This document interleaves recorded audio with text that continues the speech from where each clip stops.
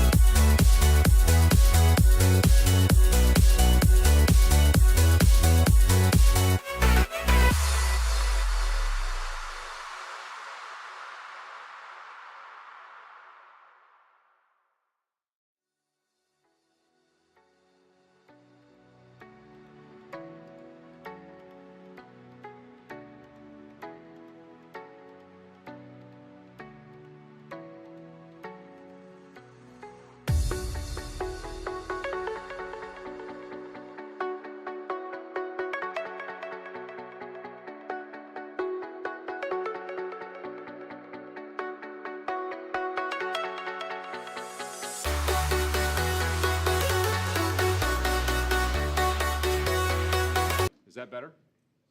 Great. Thank you, Bethany. It's 9:30. I'm going to note that we have a quorum and call this meeting to order. We did hear from the mayor this morning. He's held up at a finance committee meeting, but will join us as he is available. And Mr. Kenner has an excused absence. He is celebrating his 40th anniversary. So we gave him a little bit of grace today and let him go do that. I was not going to hear from his wife if we did not do that.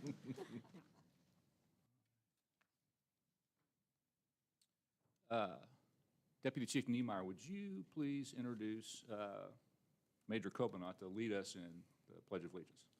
Yes. Major Martin Kobanaw has been with the Kansas City, Missouri Police Department since September the 24th of 1990, when he started as an intern officer at the Police Academy. Major Kobanaw has 34 years and 5 months of credible service to our department. He has held positions in patrol, undercover, gang unit, tactical enforcement, squad, intelligence, drug enforcement, police athletic league, homicide unit. He was the city liaison, commander at East Patrol, and currently the commander of the property crimes unit and the executive officer in the Investigations Bureau. Major Kobanaw has received countless accommodations from the department, additional area agencies, federal partners, as well as our community. Major Kobanaw has been a mentor and a friend to so many on our department. Major Kobanaw will be retiring in August. I want to personally say thank you to Martin for the time we have spent together at East Patrol and now in the Investigations Bureau. And the thing I'll miss most is every morning saying, "Good morning, Martin," at 6 a.m. So that's Martin Kobanaw. Thank you for that introduction.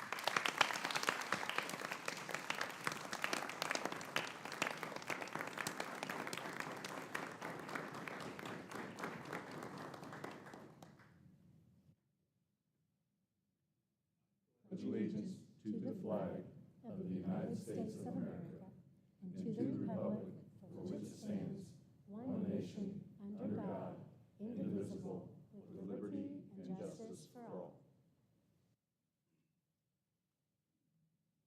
Chaplain McCann is on the agenda. Good morning.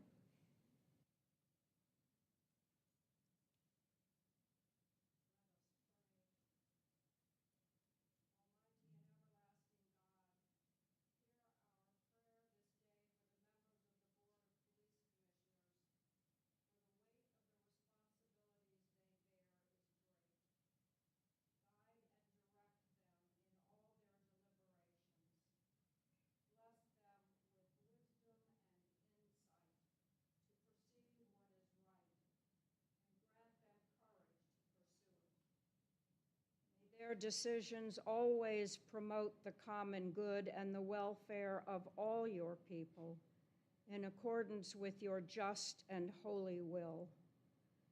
We pray to you also for the dedicated women and men of the Kansas City, Missouri Police Department who have answered the call to serve and protect the people of this great city. Watch over them with your heavenly grace. Strengthen them in their trials. Give them courage to handle the perils which beset them, and bless them with a sure and certain knowledge of your abiding presence in every circumstance. May your angels guard them as they faithfully go about their duties. All this we pray in your most holy name. Amen.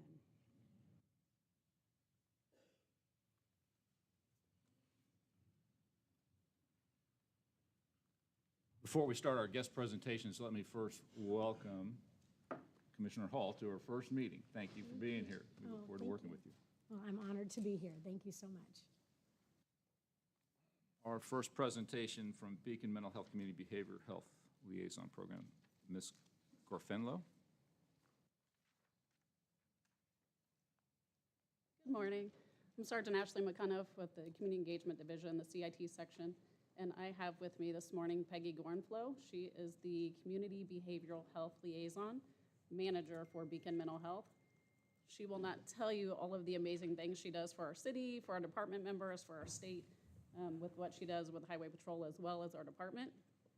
But she is one of the originals in the CBHL program, which she will talk about now. you. Thank you for the opportunity. Can everybody hear me okay? Yes. Okay. Thank you for the opportunity to present to you all today a program that I'm extremely proud of. The CBHL program, or Community Behavioral Health Liaison program, started about 12 years ago in the state of Missouri. There are close to 200 CBHLs and YBHLs within this entire state. At Beacon Mental Health, which was formerly called Tri-County Mental Health, if you're familiar with the Northland, I have a team of 11 of us now, and we work directly with law enforcement, courts, and jails. And our goal, of course, our number one goal is to get people help, to support them, to empower them, to teach them, to connect them and link them to services. That's our number one goal.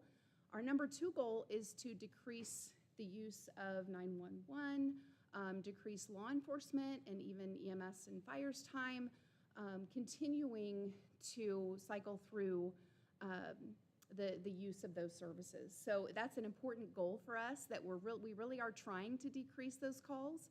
And so the more chronic clients that law enforcement are dealing with, they end up kind of getting on our plate, and we do everything we can to try to connect with them.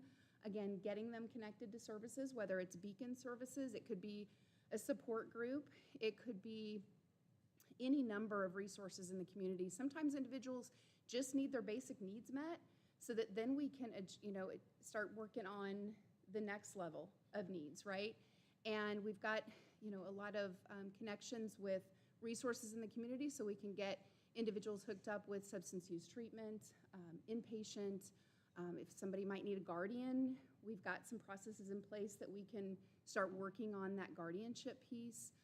We do a lot of support for the collateral contacts, the loved ones who are, really trying to help these individuals, but they're struggling with resources.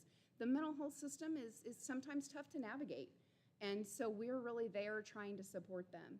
We work very closely with the CIT unit, with Sergeant McCunnough's group, and cannot say enough about the teamwork that we have with them.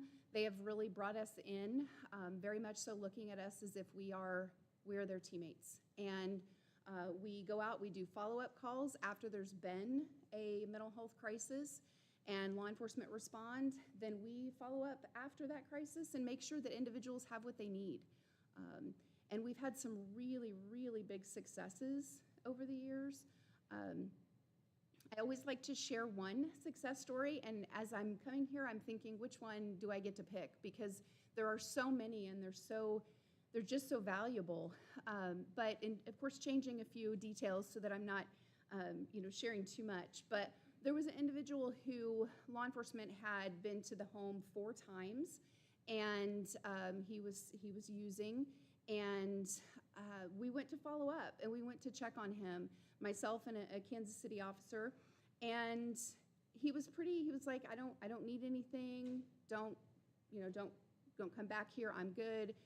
And the officer just said, you know what, this is her card, and he gave the individual my business card, and he said, well, we won't bother you, but will you just keep this card? Will you just put it in your wallet? Will you just put it somewhere where you can access it when the time is right for you? And he said, yeah, that's fine, that's fine. About a year later, this individual called me, and he was tearful, and he said, I'm ready. And of course, we see a lot of individuals, so I didn't necessarily remember at first, and then he said, remember the officer gave me your card and told me to call when I needed it. I need it. And so we met him, we went, picked him up, and we took him to inpatient treatment, and he is absolutely doing well now. So sometimes the help doesn't happen right away. Sometimes it's a year later, but we're there for it. And that individual did not go on to have any more police contact, is a productive member of our community, and is rekindling relationships with family. So a lot of good things are happening. That is one example. I could give you hundreds more. So I do appreciate the opportunity to come share what we do. If there's any questions, I'm happy to answer those. Thank you for being here this morning. We're very grateful for the services that you provide. I guess my one question would be, is there anything that this department, this board can do to help you deliver those services? Not at this time, honestly, we just work so closely. We are so appreciative of our CIT officers. We also assist with training CIT officers throughout the state, but definitely through Mid-America CIT, Tri-CIT, our two councils up here. So just encouraging of the CIT training is always a good thing, as well as just these dedicated officers that work specifically with us. There's so many clients we would not be able to get to if it wasn't for them and their time. So we deeply appreciate the work that Sergeant McCuniff and her group do.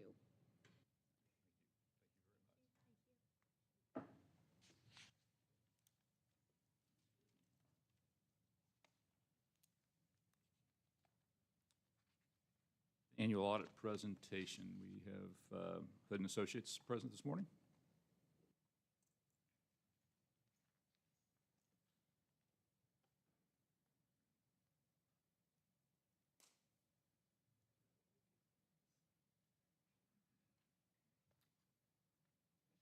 Good morning. Morning. Again, my name is Michael Keenan. I'm with Hood and Associates, here to present the results of the financial and compliance audit for the fiscal year ended April 30, 2025.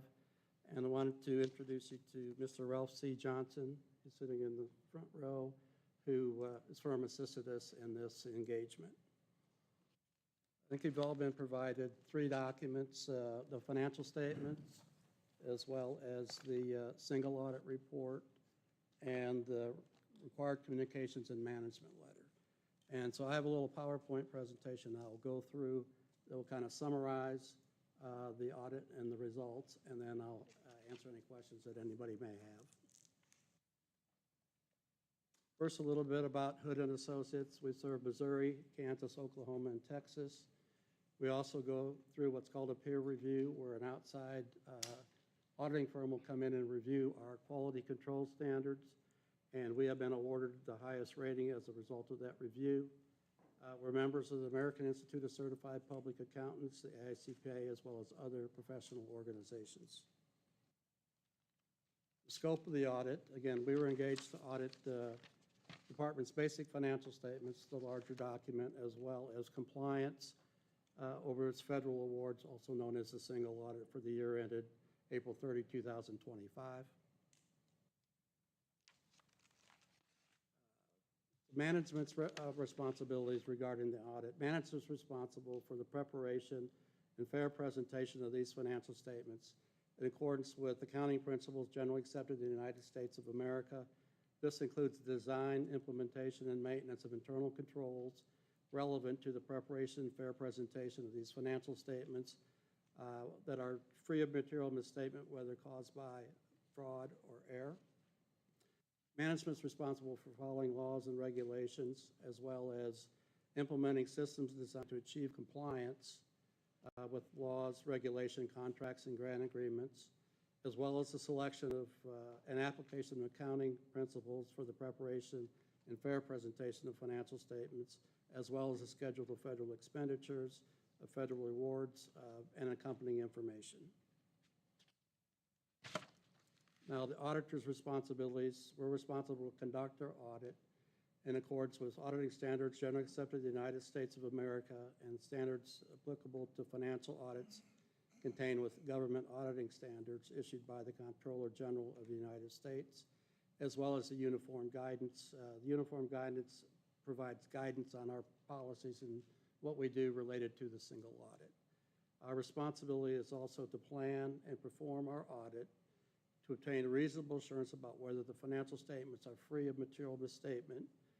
Again, reasonable assurance is a high level of assurance, but it's not absolute assurance that the financial statements do not contain a material misstatement. What that means is we take a risk-based approach of testing transactions, but we do not test all transactions, so we can't provide absolute assurance that there are no material misstatements.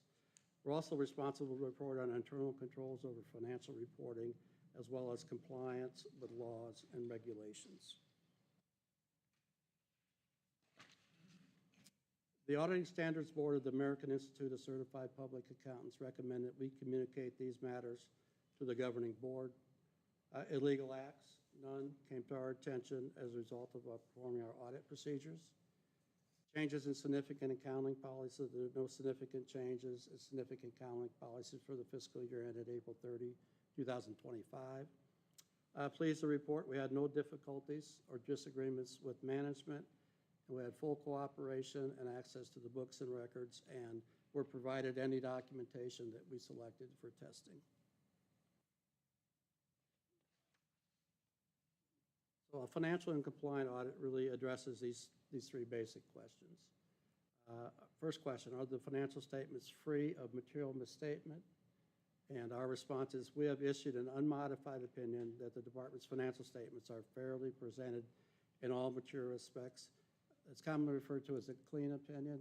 That's the highest level of assurance that independent auditors can provide on external financial statements. Second question, are internal controls over financial reporting adequately designed and operating effectively? Our response is, we did not identify any deficiencies in internal controls that we considered to be a material weakness. Again, had we done so, we're required by our profession to report those matters to the governing body. And finally, did the department comply in all material respects with finance-related laws and regulations? Our response to that is no noncompliance was noted with the finance-related laws and regulations that govern the department's operations. Now, our management letter contains suggestions and best practices for the possible improvements in internal control, and those are included in our required communications and management letter, and include management's responses for key personnel. Again, there's a management risk of the loss of, when you lose a key personnel to continuity and operations of the department. This is a common risk that management of almost every entity faces. And so we have recommended that they evaluate that. Department has included their response that they're going to look into succession planning and greater cost training. The second one relates to financial policies and procedures review. And this is an ever ongoing process that all entities have to go through to maintain and update their policies and procedures as technology changes, personnel changes, and laws and regulations change. And the final one is future accounting policies. There's 3 new GASB pronouncements that are forthcoming. None of those are going to have a significant impact on the department's financial statements. Good and Associates and in association with Ralph C. Johnson, certainly appreciate the opportunity to serve as the auditors for the Police Department of Kansas City, Missouri. Special thanks to Chief Graves, Major Heinen, Captain Caldwell. Melissa McLaughlin's not here. She just got married, and she's on her honeymoon. Congratulations to her. Christine Ryder, and then Jennifer Emery, as well as all the other staff in the accounting and financial department. Very professional, good to work with when we come in and able to audit the financial statements versus having to prepare and fix errors and stuff. So very professional. And that concludes my presentation. I'll open the floor to any questions. Any questions for Mr. Keaton? I might just make a comment. Chief, to you, obviously, Colonel McCollum, Major Heinen, as Commissioner Hall, now the second newest commissioner. It's been a fascinating process learning the complexities of the budget, and to get a clean audit with those complexities is extremely impressive. So thank you for your hard work. I appreciate letting me come and do the presentation. If you have questions at some other time later on, certainly you can get my contact information and reach out to me. Thank you, and everybody have a nice morning. Thank you for being here.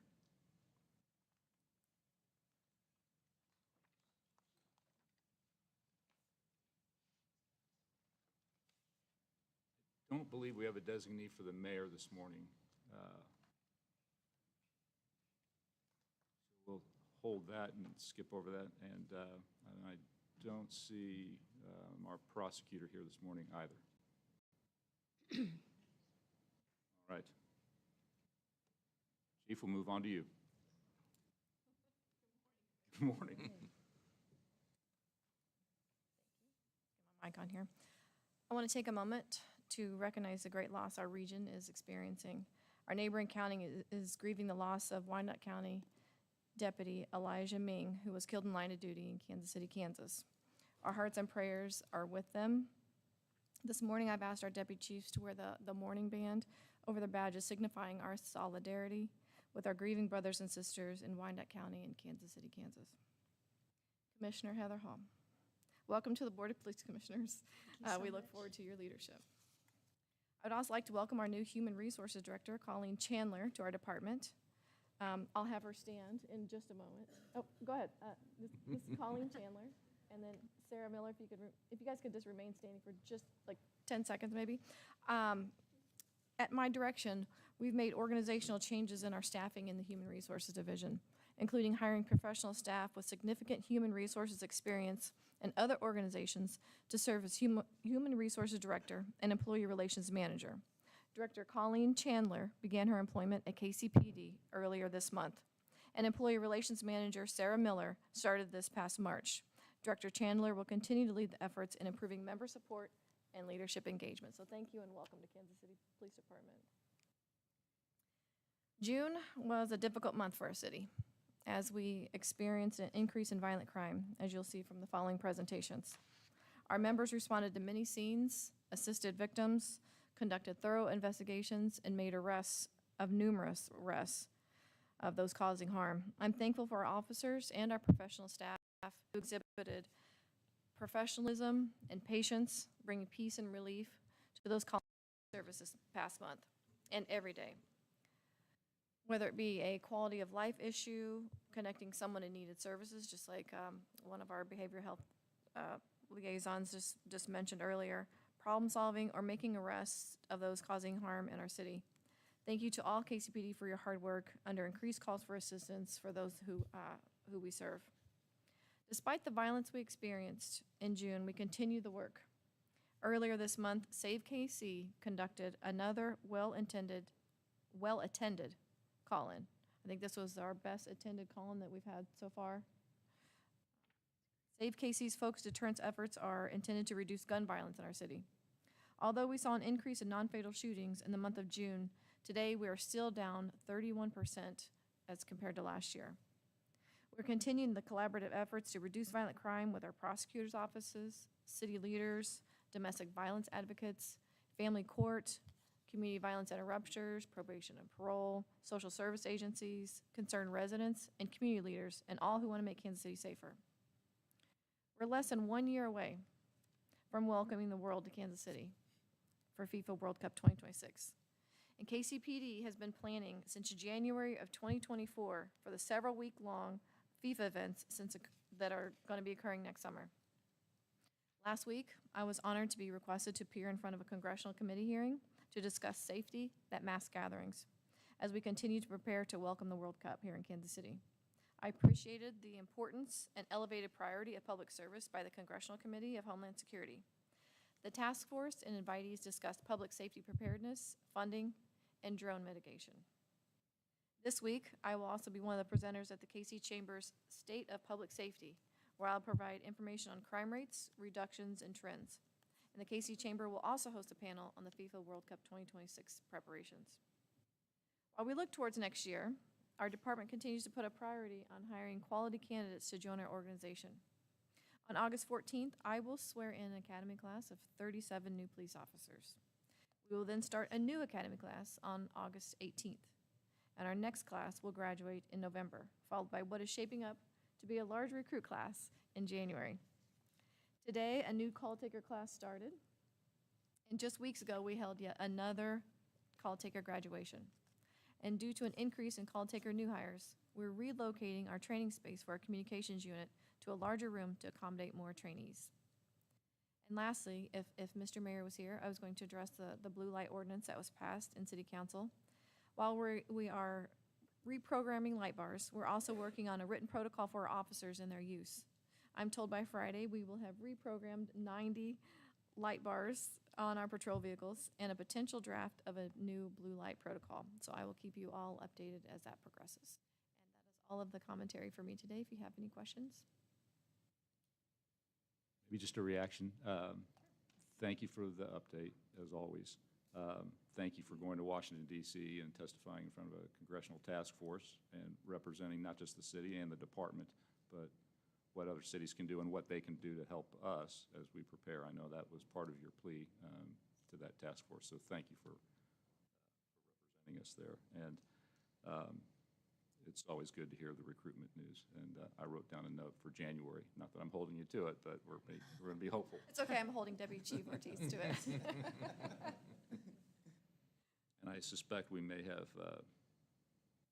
more to discuss on the blue light program as we get into the finances for that. So I'll hold my comments and questions to then. Anything else?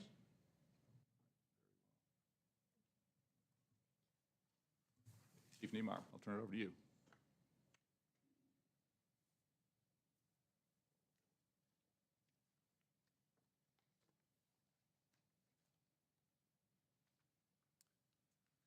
Good morning. The information for the Investigations Bureau can be located under tab A in your book, or you can follow along with the PowerPoint.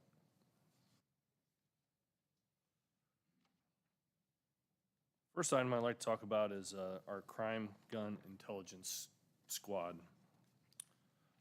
Just as some information, I always, as you know, I always like to present. Usually I have a captain present. This month, the captain happens to be was out of town, so I just think it's important that we talk about Crime Gun Intelligence. Originally, they were located underneath our robbery unit, and now they're in our Special Investigations Division. So the department created Crime Gun Intelligence Squad to look into cases that could be linked to NIBIN. NIBIN's the National Integrated Ballistics Information Network, basically looking at all the shell casings that comes out of guns. The Crime Gun Intelligence Squad works on cases that are specific firearms that are being used in multiple crimes and linking these crimes together with those shell casings. The Crime Gun Intelligence Squad works these cases along with the Bureau of Alcohol, Tobacco, and Firearms. The 4 detectives in the squad, along with their crime analyst, are federally deputized in order to work those cases. The Crime Gun Intelligence Squad and the ATF recently had a long-term investigation that I wanted to talk about and the results. 14 individuals were indicted on 80 counts in federal court. 6 search warrants were simultaneously served, and 25 individuals were detained during those search warrants. Narcotics recovered: approximately 25 pounds of marijuana, a half a pound of crack cocaine, 5 pounds of methamphetamines, 2 1/4 pounds of mushrooms, 6.5 pounds of what is believed to be and is being tested currently of cocaine and fentanyl mix. They also recovered 21 firearms, one of which was stolen. This is just one example of the work that is going on behind the scenes to bring violent individuals to justice and remove deadly narcotics from the street. Although the Crime Gun Intelligence Squad is based on crimes committed with a gun or by a gun, you can see just by I put those recoveries of the narcotics on there is how many narcotics come along with that. So I wanted to just highlight that squad and what they're doing, because many times many of our specialized units do not get the recognition because they're not out front.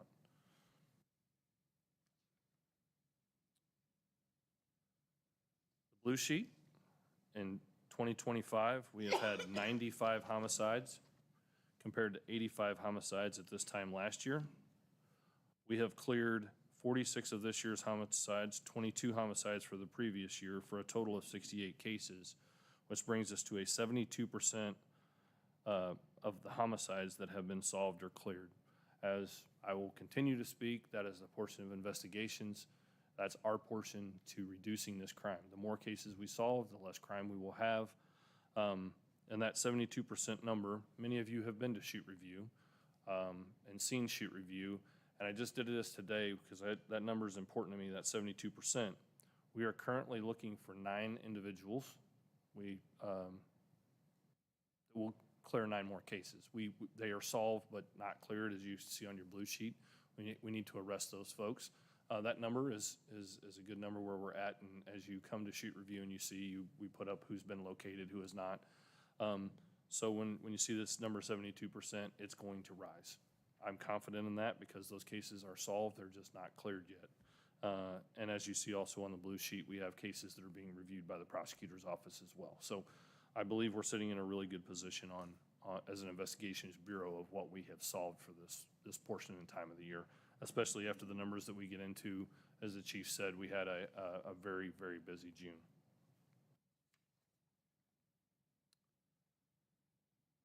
A breakdown of the June homicides by division. Center Patrol had 5, Metro Patrol had 3, East Patrol had 9, North and South Patrol had 0, and I believe Shoal Creek had 1.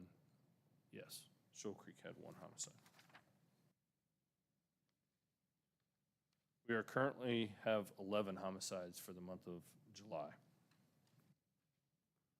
Our non-fatal shooting comparison report, this is from January the 1st till July the 27th. We have had 240 non-fatal shootings.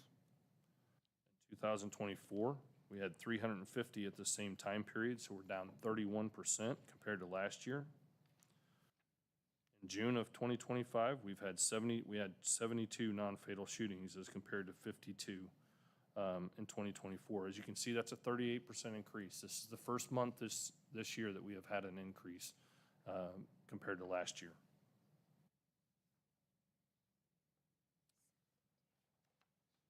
Also like to do case updates on things that you may have seen in the news or things that you may have actually read in your board book that I put in as recaps. The first I'd like to touch on is property crimes. Again, I put this in your board book, but it was on the news as well. The police department arrested 4 individuals that were responsible for over 100 property crimes in the past year and a half. 3 of those 4 individuals have been arrested and charged. All 4 have been charged. We have 1 that is a fugitive, and the fugitive apprehension unit is currently looking for that person. We believe that person to be out of state, but we are looking for them. So that was a big arrest, a big investigation, and we should see that the results of that also.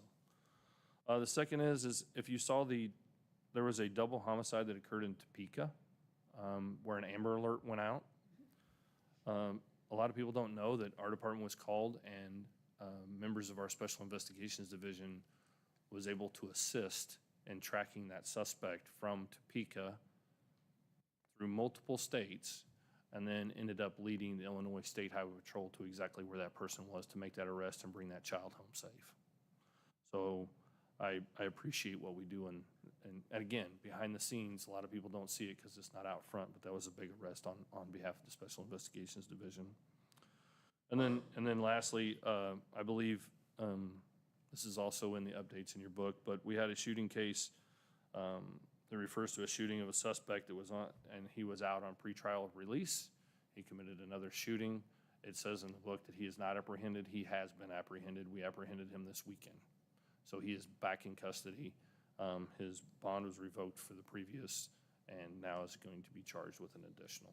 So with that, those are my case updates for this month, and I'm happy to answer any questions that you may have for the Investigations Bureau.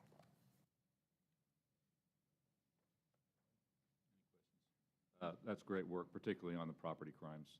That was a significant development, so thank you for that, and for always highlighting some portion of your division. The crime gun intelligence is important to know what is really going on, and if many of us have been to the crime lab to see the work that they're doing back there, and it's fascinating and incredible how smart our people are, what they get into. I don't pretend to understand all that because it's very complicated, but it's impressive. So thanks for taking a moment to share that. Thank you.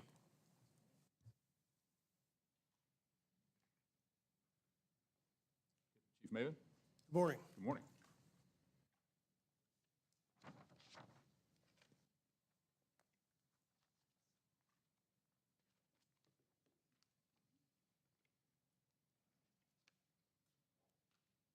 I'll begin with the notable events, then I'll move on to the median response time report, and I'll conclude with the report from the Traffic Division. I've previously reported on Central Patrol Division's efforts to address crime and quality of life issues in the crossroads. As a brief update, CPD's command staff continues to actively participate in the now monthly Crossroads neighborhood meetings where they discuss recent crime trends and share public safety information particularly related to street racing and property crimes. The downtown Foot Beat Squad is fully staffed and provides rotating coverage from 6 a.m. to 10 p.m. during the week. And we also continue to deploy our summer entertainment district plan on the weekends, which increases the numbers of officers proactively addressing street racing and other issues in the city's entertainment districts. Neighborhood leaders, the Urban League of Greater Kansas City, Mayor Lucas, Jackson County Prosecutor Melissa Johnson, Mayor Pro Tem Raina Park Shaw, Councilman Darrell Curls, our chief, and the city's multidisciplinary task force all participated in a press conference to address violence in the area of 35th and Prospect, and to highlight the role some businesses play in creating an unsafe environment. The following day, there was a meeting with two of the respective businesses. The meeting was productive, and the businesses ultimately agreed to modify their operating hours and to refrain from selling items that promote drug activity. They also agreed to coordinate with the department to increase trespassing and loitering enforcement on their properties. So far, these changes have made a considerable difference in the overall appearance and climate at 35th and Prospect. The department remains committed in its efforts to ensure the safety of all who live, work, and travel along the Prospect corridor. North Patrol Division examined call data and identified the apartment complex with the highest number of domestic violence calls for service in Platte County. They then partnered with KCPD Social Services and Community Engagement Division officers, Mothers in Charge, and Synergy Services to go door to door to provide residents with resources to assist those who feel trapped in a cycle of violence. Police Athletic League had a total of 960 total visits and 27 new enrollments during the month of June. They had an average of 55 visits each day. PAL hosted the third annual KC Sports Experience in partnership with Special Olympics Missouri. Over 50 athletes participated in sports activities including boxing, basketball, soccer, and volleyball during the two-day camp. KCFD, TRT, the helicopter section, and several other department members volunteered their time to make this a memorable experience for all who attended. And finally, 10 PAL high school students traveled to the University of Missouri for a campus visit. During their visit, the participants attended an admissions presentation and were provided a tour of the campus. Here are the response time reports. We experienced increases in both Priority 1 and 2 response times during the month of June. The median response time for Priority 1 calls was 9 minutes and 6 seconds, a 38-second increase compared to May. The median response time for Priority 2 calls was 11 minutes and 24 seconds, a 40-second increase compared to May. And as Deputy Chief Niemeyer pointed out, there was a marked increase in the number of shootings in June compared to May. Also, as you will hear shortly, there was an increase in fatal accidents. These calls required numerous officers to respond to the incident and secure the scene. This temporarily reduces the number of officers available to immediately respond to other calls for service and ultimately causes response times to increase. We will continue to run the numbers to see if there's an actual trend or an anomaly, and if there are other contributing factors to the spike. Traffic Division report. There were 1,582 traffic accidents citywide in June of 2025. That's a 3% decrease compared to May. There were 15 fatal motor vehicle accidents during the month. 7 of those accidents involved pedestrians or people standing outside of a vehicle. This continues a disturbing trend that we highlighted last month. The Traffic Division examined the data and found that as of July 10, there had been 18 fatal accidents involving pedestrians. 11 out of the 18 occurred on a highway, and 10 of the 18 involved pedestrians who were standing, walking, lying, or sitting in a lane of travel when they were struck.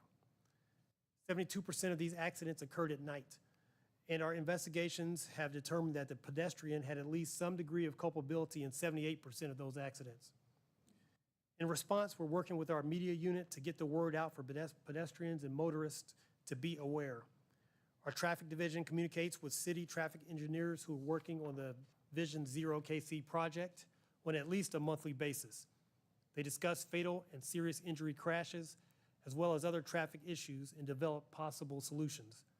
These can be short-term and relatively inexpensive projects like improved signage, brush clearance, and traffic signal timing, to long-term major projects like infrastructure improvements and engineered traffic calming measures. The Traffic Division also regularly communicates with MoDOT regarding crashes that occur on the highways.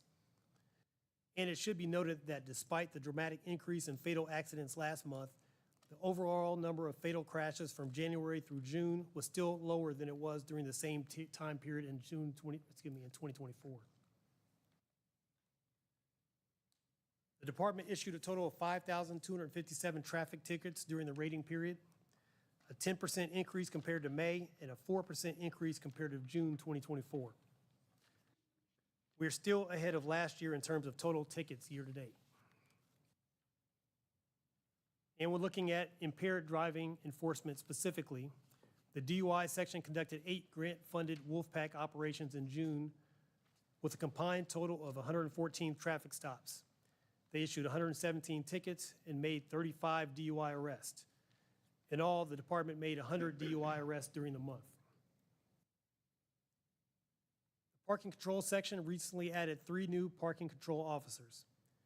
With this increase in staffing, they have expanded their coverage area for proactive patrol and 911 calls for service. The new boundaries are from the Missouri River south to 85th Street and State Line Road east to 435. The previous eastern boundary was Prospect and the southern boundary was 63rd Street. The parking control section will still continue to respond to 311 complaints in all parts of the city. And last but not least, after 7.5 years of loyal and dedicated service with the Bomb and Arson section, K9 Gavio officially retired last week. He will be going home to live with his partner, Detective Jason Finley. Gavio's retirement reception was held at the Academy, and dog treats were served for his 4-legged friends and light refreshments for the 2-legged human guests. And with that, concludes my report. I'm ready to answer any questions you may have. Thank you so much for that report, Colonel Mabin. So just for people listening to kind of help frame this, response times went up a little bit. A lot of motor vehicle accidents which take multiple officers on scene, taking away from resources for response. But yet we're swearing in 37 new POs here coming soon. And this, Colonel Ortiz, this may be for you too as well. Help us understand, after the officers are sworn in, time frame? Do they have a probationary period in which they're maybe up to speed, or they're immediately out there responding to being on patrol, Colonel? What's that, so people can have a sense that our training numbers are up, our recruitment numbers are up, our swearing-in numbers are up, and that at some point it can help to hopefully lower those response times. Kind of walk us through that timing, and this may be for multiple, but just Sure. for folks who are listening to understand the impact of that 37. After an officer graduates the academy, they're assigned to a field training officer for a period of 13 weeks. During that time period, it's additional on-the-job training, and they're evaluated. After that 13 weeks, then they are assigned to a permanent position, and they are free to ride solo, and then they will contribute to our staffing to hopefully reduce some of those call time numbers. Thank you for that. I think it's 13 weeks with a FTO, field training officer, and then after that they can ride alone and then help to contribute to the overall.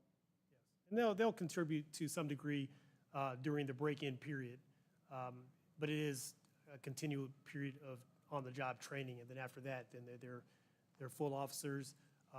They continue on a probationary period, but they're allowed to do everything solo. They usually start in patrol, Colonel? Correct. They will all start in patrol. They all start in patrol. Yes. And then at some point, they can proceed to investigations. Okay. Usually has a period of 3 years, and then they can apply for various other positions. Typically, that's the number. Maybe in a question for Colonel Ortiz, I think it's helpful to understand the extent to which new officers being sworn in outpace attrition of existing officers so that there's a net positive on force. Can you speak to that? Absolutely. And prior to getting to that point, to being sworn in, our police officer candidates go through an extensive and rigorous training. Post requires for our department or our officers 600 hours. Our academy is over 1,100 hours of training. So we go beyond what is required. And can you remind me again of the question, please? The question was to help understanding if we look at the net positive, meaning we're swearing in X number, they've got 13 months with an FTO, but yet there's attrition, there are officers who are retiring, officers, et cetera. Are we at a net positive as far as resources, patrol officers out in the field? And we do, and that's going to be the challenge that we're going to be facing. We certainly have many police officers that are going to be retiring or taking different positions in different places, but we're definitely closing that gap, and our recruitment team is doing an amazing job at that. No, somewhere there's a chart on that probably. There's probably a spreadsheet somewhere that indicates, coming in, going out, the net. No doubt that exists. Thank you so much for that. I have another question for Colonel Mabin. Colonel Powell, Police Athletic League. How, the young people who participate in that, you mentioned we have quite a few new participants. How are they, is it through the high schools that we go to the high schools and recruit those young people in, or how does that work? Some of it's word of mouth, some of it's through grade school, middle school, high school. The target is 8 to 18, so it spans multiple ages. If you like, I can have Powell come in a future meeting and kind of give a rundown of some of their programs. Thank you.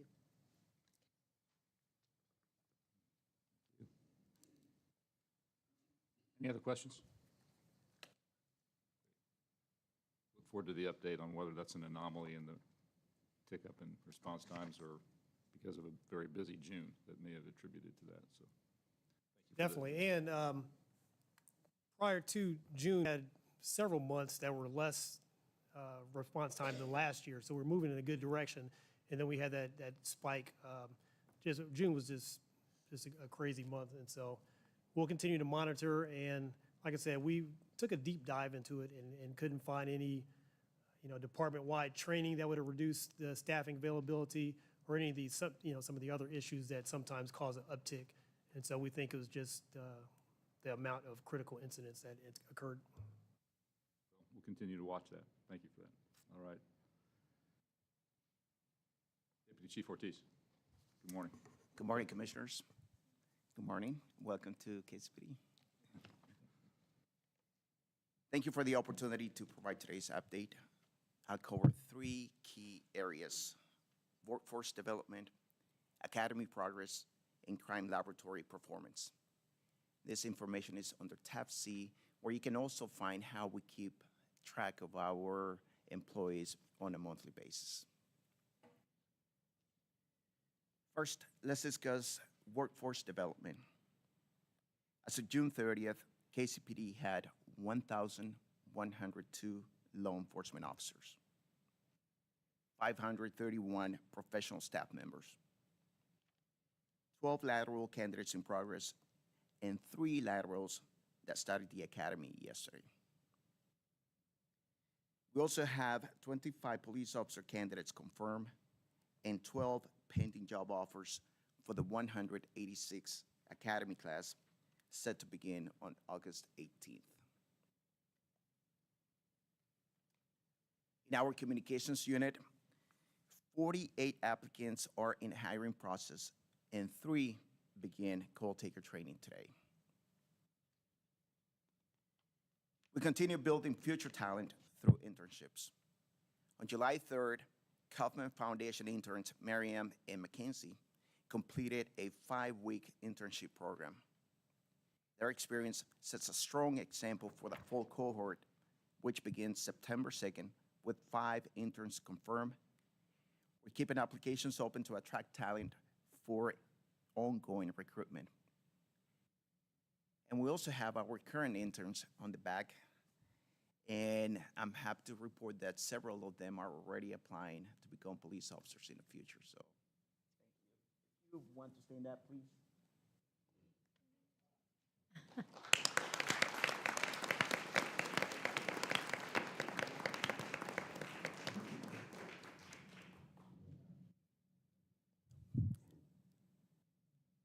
I also want to take a second to welcome Colleen to our police department. Colleen has an extensive public service experience, over 13 years of experience with the Kansas Department of Transportation and 9 years with the Johnson County Community College. She's a welcome addition to our team, and we're happy to have her with us. Our recruitment efforts remain active. Just this past Saturday, 51 candidates tested. 47 of those 51 candidates successfully completed the physical agility test and are now moving forward in the hiring process. By the way, all of these candidates that we're processing right now will be ready for the January class, so we're having high expectations. Now let's move on to our academy and training update. On your screen, you'll see the upcoming academy testing dates. Our academy is currently training 96 entrant police officers. 74 of those are for KCPD. Half of them are expected to graduate on August 14th. Our instructors remain committed in delivering professional and high-quality instruction. Also, looking ahead, once again, we will host a women's personal safety class on August 9th. With 184 participants already registered, this initiative demonstrates strong community engagement, and there's still room for more.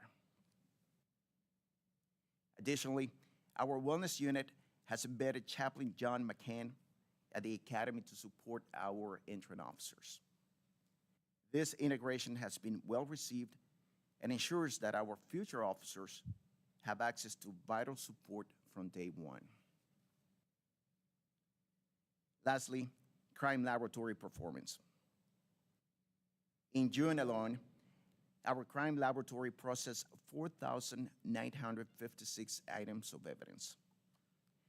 This included 101 crime scene, 332 DNA samples, and 1,914 firearms-related items. Beyond casework, the laboratory also hosted 5 tours, engaging 75 community members and increasing transparency about our forensic capabilities.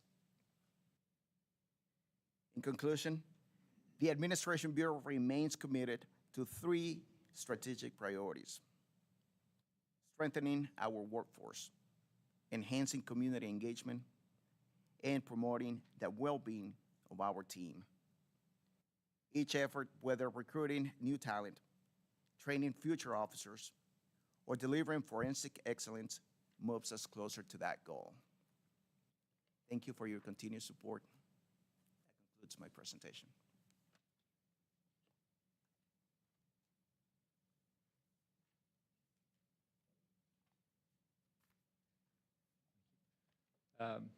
Thank you for that. Any questions? Maybe just a reaction. So Commissioner Romius asked about the net positive. It looks like from the data this month, we're net positive at least 39 between sworn officer candidates and professionals. And you compare that to the attrition rate across each segment, and it seems like we're staying ahead of it. So just barely, but still, attrition rate for law enforcement, for example, this month appears to be trending below where it has been a year ago. So that's all progress toward increasing resources. It shows that a lot of that's the larger academy classes also. It shows that our retention rate is 4.50 compared to 4.83 at this time last year, so slightly above. Right. And I think the year before that, it was 7. Correct. Yes, so we're trending in the right direction. Maybe just one other observation. as we look at the data on the crime lab, and the backlog seems to be trending down, but that probably doesn't take into account the busy June we have. So would it be expected to see the increase in demand and the backlog growing as we have a busy month like that? It does have a huge impact, but our director, Weiner, and our staff that we have in the crime lab are doing an incredible work. Any other questions? Good.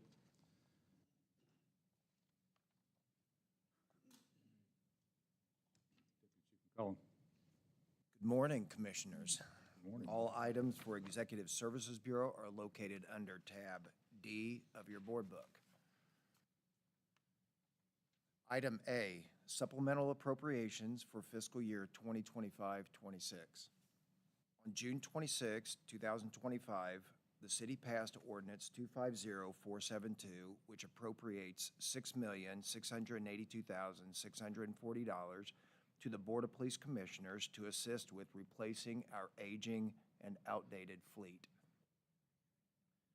This is a bond against a recent voter-approved renewal of the public safety sales tax and will require repayment, which I will discuss in item B. Unless you have any questions, I recommend accepting a $6,682,640 supplemental appropriation from the city to update our aging and outdated fleet. Just to be clear, this is bringing in new $6.6 million, adding to the approved budget. Correct. Yes, it is. This was taken to the voters as part of one of our asks in the recent public safety sales tax.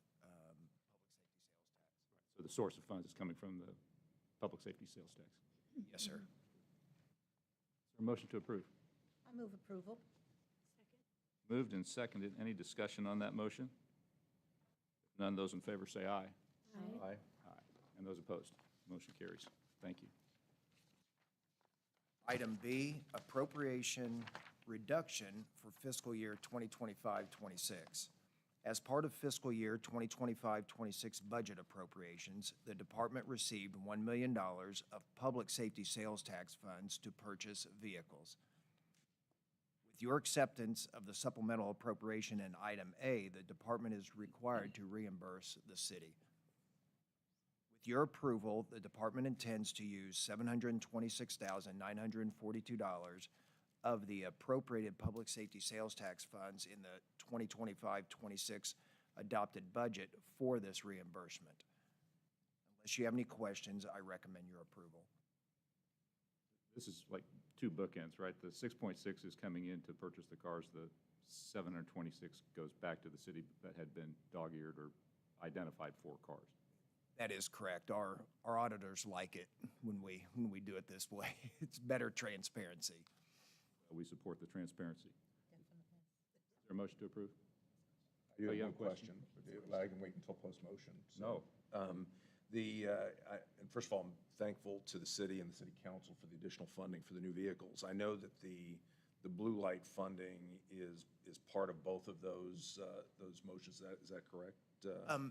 No, that'll be in item 6. Okay, then I'll We'll wait for bring that in one then. more. Yes. I move approval. Moved and seconded. Any discussion on the motion? If not, those in favor say aye. Aye. Aye. And those opposed? Motion passes.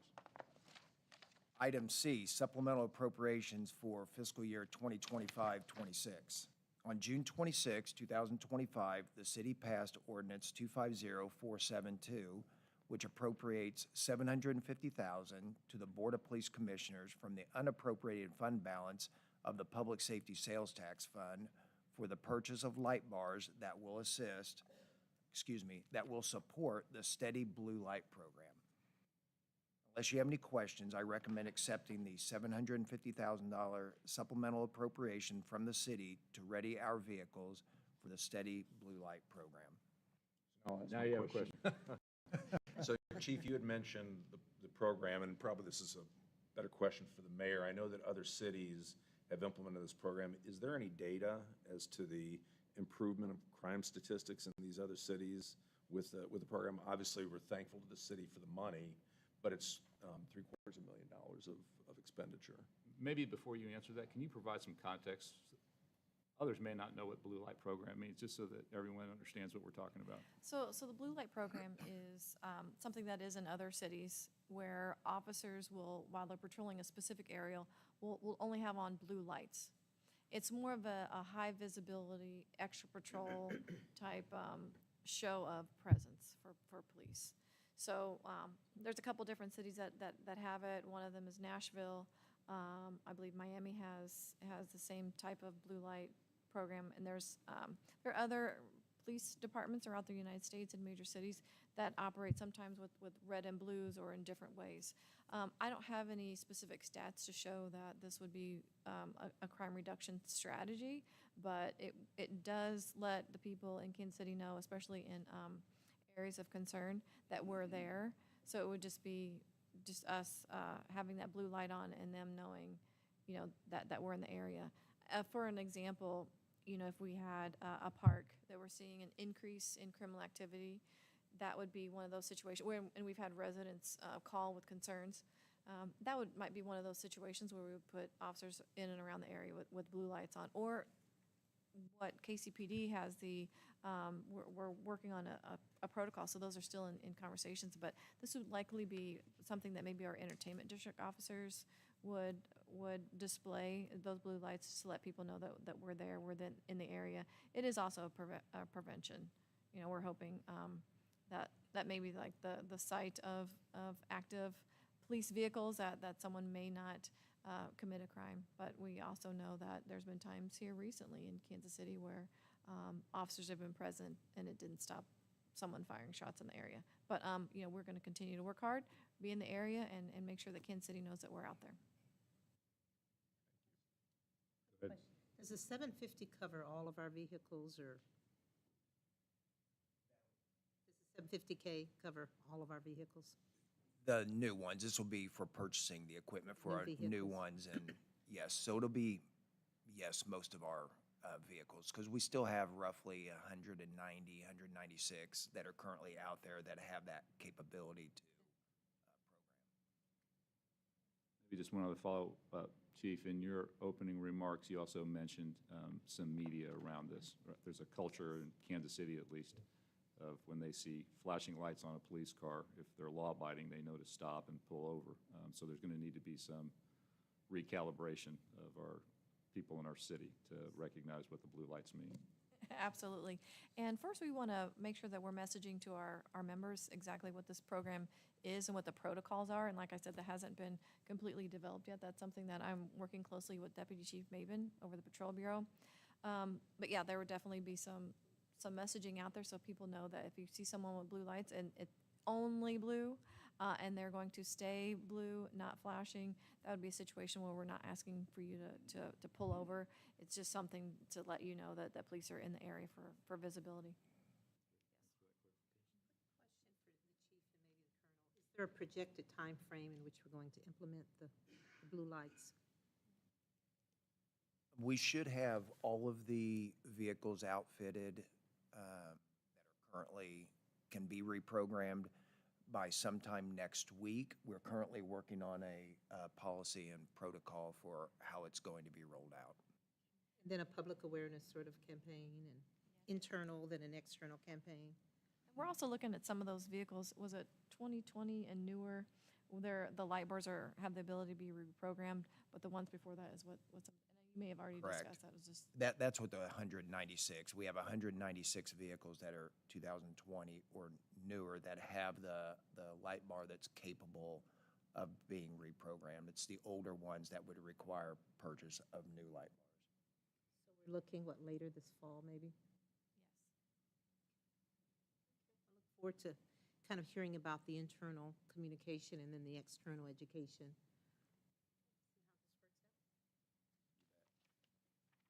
Make the motion. Motion, is there a second? Second? Motion and second. Any discussion on that motion? If not, those in favor say aye. Aye. And those opposed, motion passes. Item D, budget transfers for fiscal year 2025-26. I request that the following appropriations be transferred within the general fund and the police grants fund.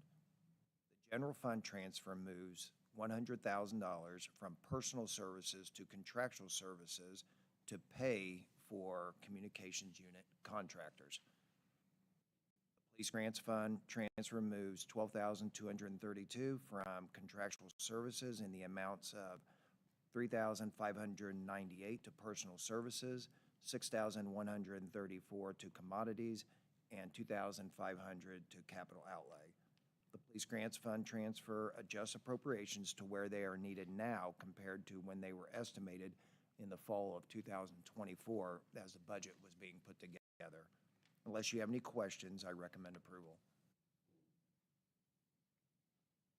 Moved?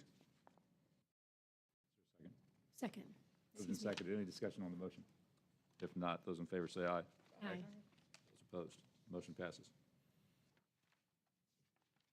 Item E, Isilon data storage replacement.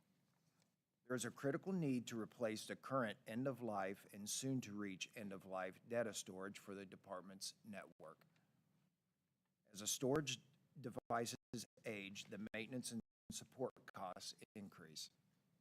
The department extensively researched the most sustainable and cost-effective solution and determined that a subscription-based on-premise model with the vendor responsible for the maintenance and support of both hardware and software is the best option. This solution covers all upgrades and replacements under a fixed annual fee for 5 years. Unless you have any questions, I recommend approval to award Logicalis a 5-year contract to provide network storage services at an annual cost of $458,000. The 5-year contractual total is $2,290,000. Move approval. Second. Moved and seconded. Any discussion on that motion? If not, those in favor say aye. Aye. Aye. Those opposed, motion passes. Item F, niche maintenance renewal. On September 15, 2015, the board approved the purchase of a record management system from Niche Technology Incorporated. Niche is a department's primary records management system, report writing system, and corrections management system. The cost of the renewal is $329,520 for a period of June 1st, 2025 through May 31st, 2026. Unless you have any questions, I recommend approval. I move approval. Second. Moved and seconded. Any discussion? If not, those in favor say aye. Aye. And opposed, motion passes. Item G, replacement of Spectrum Internet data circuits. Since the beginning of the year, the department has experienced an increase in outages with our current internet provider. We believe it is necessary to replace them with Segra, formerly Unite Fiber, as our primary internet data provider. This change will provide the department with increased bandwidth and a failover infrastructure that is not currently available. The need for redundancy is becoming more critical as the department deploys additional internet-dependent applications such as Peregrine and Microsoft Cloud services. This move will save the department over $24,000 annually. Unless you have any questions, I recommend approval for a 1-year contract with Segra for internet data circuits with the option to renew for 4 additional 1-year periods at an annual cost of $105,840. 5-year total is $529,200. Just to be clear, the purpose behind this is not the cost savings that are going to be generated, but more the risk management against disruption in service. Yes, to prevent and lessen the mission-critical outages. Well, is there a motion, and then we can have discussion? One quick question. I move approval. Second, so good discussion. Moved and Sets seconded. us up for a position of redundancy. I'm sorry, I didn't. So this Segra contract allows us redundancy in our infrastructure, in our critical infrastructure? Yes, ma'am. Any other questions? Those in favor of the motion say aye. Aye. Aye. And those opposed, motion passes. Item H, Internet Data Circuits Firewall Replacement. The department's current firewall has a bandwidth that is limited to 1 gigabit per second, and the move to Segra will increase that to 5 gigabits per second. To maximize the benefits of increased bandwidth and prepare for future growth, it is necessary to replace the firewalls. Unless you have any questions, I recommend approval for the purchase of replacement firewalls from Logicalis for a cost of $188,786.54. Move approval. Moved and seconded. Any discussion on the motion? If not, those in favor say aye. Aye. Opposed? Motion carries. Item I, RFP 2023-18-457 Plan and Investment Consulting Services for Employee Deferred Compensation Plan. On April 25th, 2023, the Board of Police Commissioners approved the award of a one-year contract with 4 additional one-year renewals to Highest Group. The Highest Group is responsible for providing investment consulting services for the Board of Police Commissioners' Employee Deferred Compensation Plan. The Deferred Compensation Committee recommends renewing for 1 year with Highest Group beginning July 1st, 2025 through June 30th, 2026.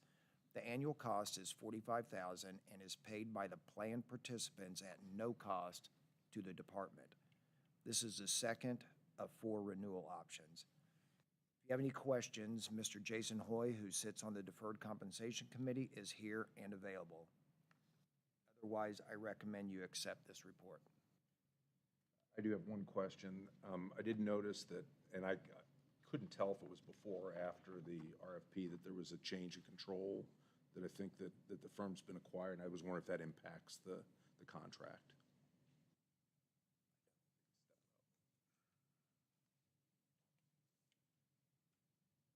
Morning, Jason Hoy. No, it does not. Morgan Stanley took over 2 years ago. They have left our Highest Group as an independent group working underneath their management.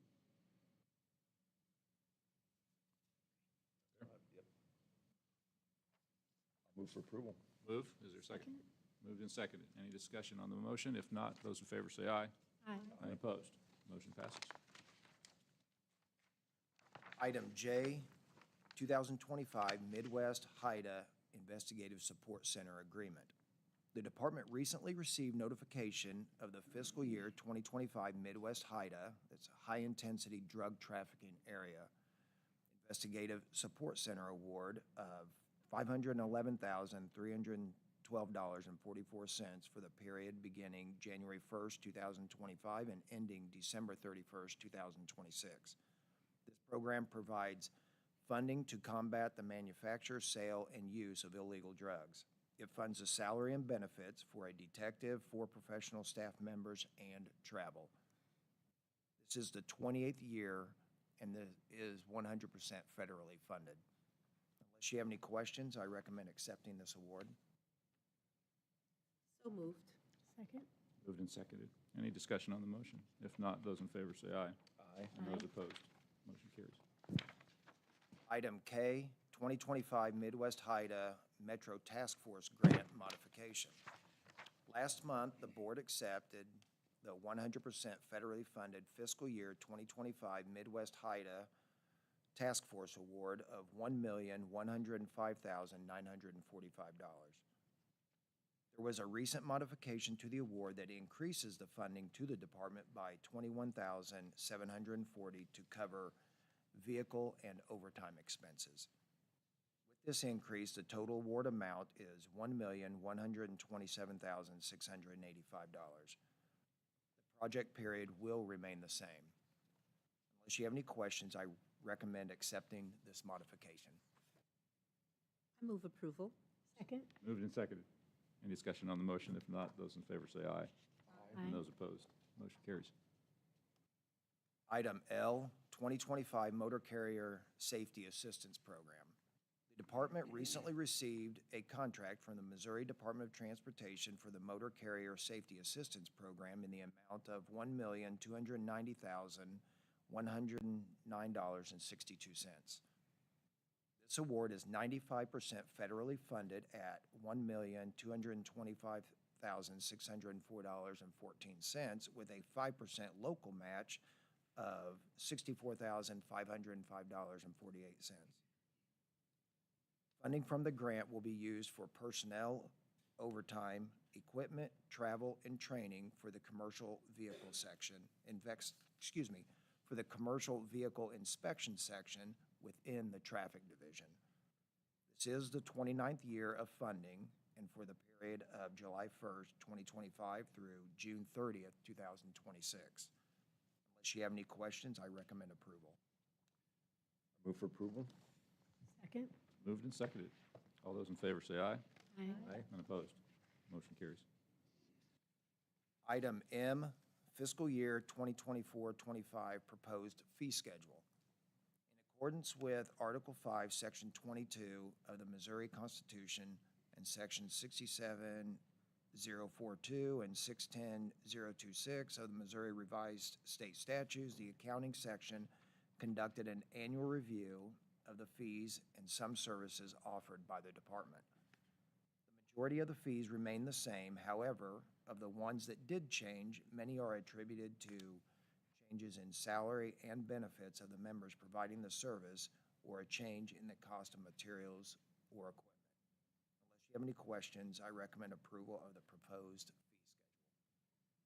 schedule. I just note that there are some increases, but there are also some decreases appropriately identified.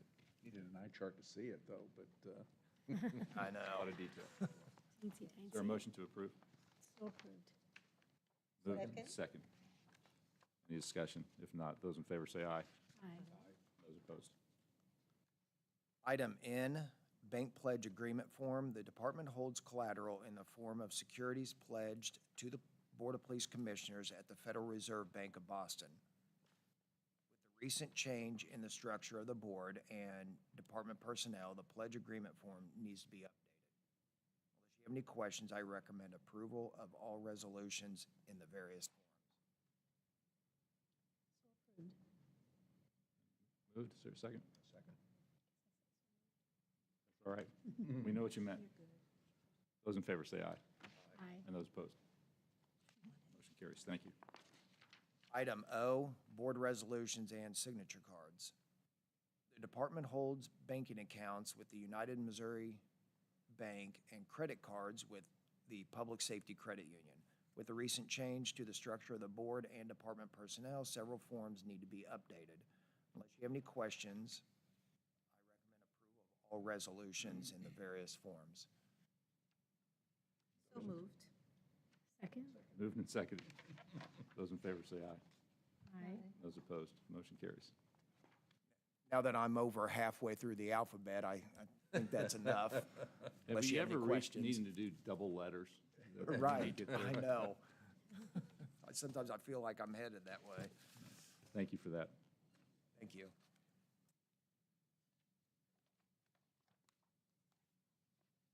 Deputy Chief Young. Morning. Morning. Today, we have the shift differential pay for your approval. It can be found under tab E. It was opened up as a 5-year review, and they took that opportunity to incorporate some needed changes to accommodate the 11-hour plan. Other than that, it's business as usual. I recommend approval. Any questions? So moved. Second? Moved and seconded. Those in favor, please say aye. Aye. And those opposed? That's all I have. Thank you. Easy. That's right. I'm gonna Well, have to split- I'm gonna have to after split Derek. mine with his.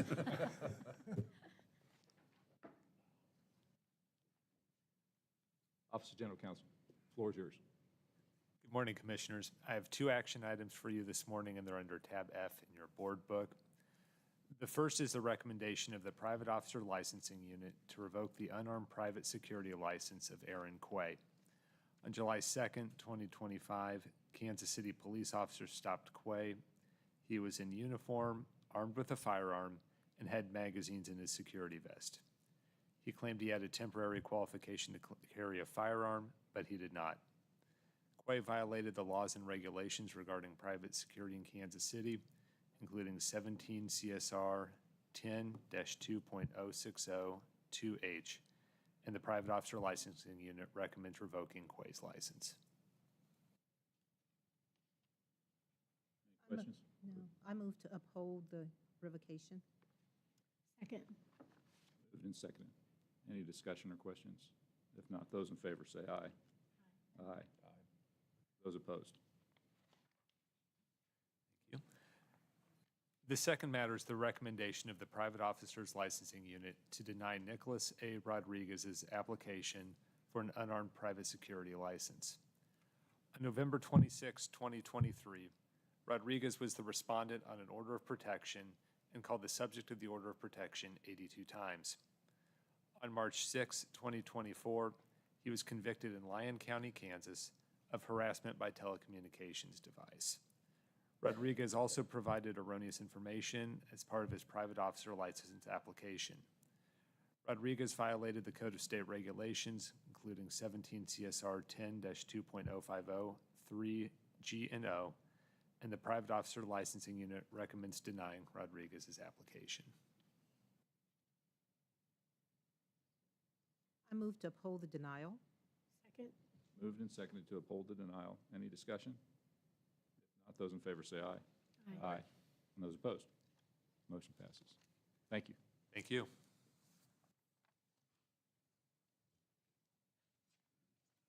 Dr. Bennigan, good morning. Morning. The Office of Community Complaints has provided to you in advance copies of its monthly reports for January 2025 to June 2025, and also our monthly reports for June 2025. And it's located under tab G in your board books. At this time, I will provide you with the most significant highlights of OCC's activities. For the first 2 quarters of 2025, the office received a total of 200 complaints, which represents a 25.79 increase compared to the same period last year when the office received 159 complaints. Of that 200 complaints, 67 were sent to the Internal Affairs Unit for formal investigation, while the remaining 133 were classified as non-investigated complaints, or NICs. The complaints sent for investigation were in the following categories: 2 bias-based policing, 4 discourtesy, 15 excessive use of force, 4 harassment, 16 improper member conduct, and 26 improper procedure complaints. Additionally, during the first half of 2025, the Board of Police Commissioners and the Chief of Police reviewed and concurred on 70 recommendations rendered by the OCC and fully investigated by the Internal Affairs Unit. The concurrences by the Board and the Chief were on 10 not sustained recommendations, 9 exonerations, and 5 sustained recommendations. The Internal Affairs investigation of 45 other complaints during this reporting period were as follows: 25 were administratively closed by the OCC, and 20 were closed due to non-cooperation by the complainant. Just for the edification of the parties present and the viewership, non-investigated complaints are those that are administratively closed prior to being sent to the Internal Affairs Unit, where the OCC does not have jurisdiction. Matters can be readily determined that they were not a violation of established policy or procedure. Instances where there is pending litigation or court procedures that might be compromised by intervention by the office. Complainant anonymity. Complaints that have not been timely filed and exceed the 180-day filing period, or third-party complaints where the third party did not have direct contact or knowledge of the situation involving a member of the Kansas City, Missouri Police Department. The 133 NICs were in the following categories: there were no bias-based policing complaints, 5 discourtesy, 2 excessive use of force, 15 harassment, 11 improper member conduct, 74 improper procedure, and 26 of those complaints did not involve members of the department. The dispositions of the NICs were as follows: 68 were administratively closed, 14 were closed due to non-cooperation, and 52 were resolved without investigation, and 2 of those complaints were withdrawn. This ends my statistical report. Are there any questions? We appreciate the update. This recent uptick in complaints being filed, is there a general sense of what trends may be attributing to that? It's going to sound very strange, but we see it as a good thing. Because one, it shows that the public feels comfortable in bringing these issues to our attention. But we feel comfortable in that there's no trends or anything that haven't already been addressed or that we're currently addressing. Out of those 200, only 67 merited a full investigation by the Internal Affairs Unit. So we're comfortable with that number. We're always happy when we see an uptick in the complaints, because that provides an opportunity for us to review these instances and to provide some type of clarification or to be able to address the instances where there's something arises out of contact with a member of the department. So, no, we don't see that necessarily as a negative. It's only when the sustained complaints rise that's when we consider it to be an issue. One thing that we do wish to address, if we can, is to increase the number of mediation opportunities that we have, because they present unique opportunities for members of the public to actually sit with the officers or members that they came into contact with to get some clarity, to develop relationships, to develop some understanding. So number of mediations dropped off, of course, during the pandemic, so we're still in the process of building that program. But our conciliation program is still strong. So we still have the opportunity for the department to address some of the complaints directly, and we feel good about that, but we would still like to see more of our mediations done in-house. So that's something that we're working on presently. You beat me to the punch, because I was going to ask if we can get greater traction on mediation as a way of reconciliation. So yeah, I think we would all encourage you to continue whatever efforts we can in that. Absolutely, absolutely. Thank you. I just want to give just a brief update. I generally ask the staff to provide me with their updates as far as their activity. I have over 3 pages of things that the OCC staff has been involved in. I'll just give you some highlights. They have been very active. Currently, the staff has been attending the Division Station quarterly crime meetings. I have staff members who have attended the Internal Affairs and Professional Standard Training block held at the Regional Training Academy. A number of them have attended via Zoom the KCMO Finance, Governance, and Public Safety Committee meetings. We are presented at the Spanish Citizens Academy, also the Citizens Academy in general. Also, a number of our staff members have attended the Constitutional Policing and In-Service Training block held at the Regional Training Academy. Also, we have one member, Tierra Watley, who has completed the CIT basic training, so we are pleased with that.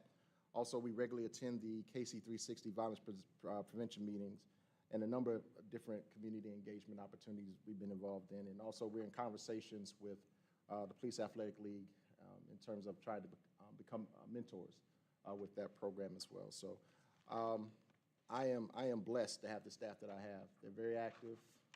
They are out in the community. We see the commissioners often in our travels. So just thank you for your continued support. We'd just like to welcome Commissioner Hall. We'll be reaching out to you soon to answer any questions that you may have and to present you with any information, answer any questions you might have as well. And also, just a point of personal privilege, I'd just like to congratulate this summer class of interns. I've had a wonderful time getting to know some of them.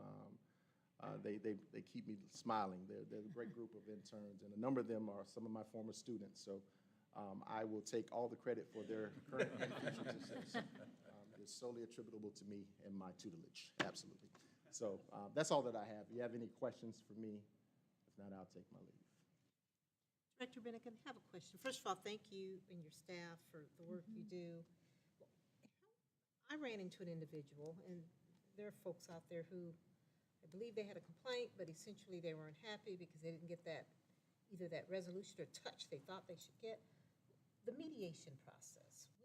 So you receive a complaint, and at some point you say, okay, there's nothing there, you close it. What factors, what criteria gets you to bringing someone who is complaining to a mediation session? How does that, what criteria gets them there? Mediation is a complainant-driven process. They request. So it would have to start with the complainant. However, it is also a process, just by its very nature. Both sides would have to agree to the mediation. So we don't compel members to accept the mediation. If they decide that they don't want to participate in the mediation, if a conciliation is possible, then we'll conciliate it. If not, then it goes to a review by the Internal Affairs Unit. And generally what we do, and we send out the notices and we see if we can get it scheduled. Of course, we use outside mediators. We have a number of individuals in the community with mediation certification and training who will come in and serve as our mediators for these incidents. But that's basically the criteria. Now, there's some situations that aren't right for mediation. For instance, matters involving use of force. We tend not to mediate those.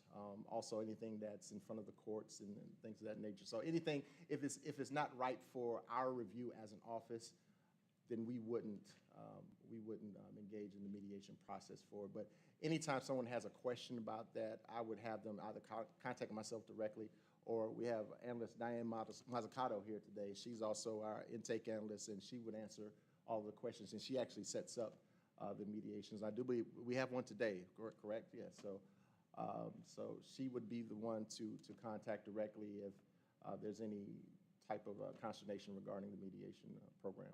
All right. Also, I want to recognize Stephanie Hamilton. She's also present with us.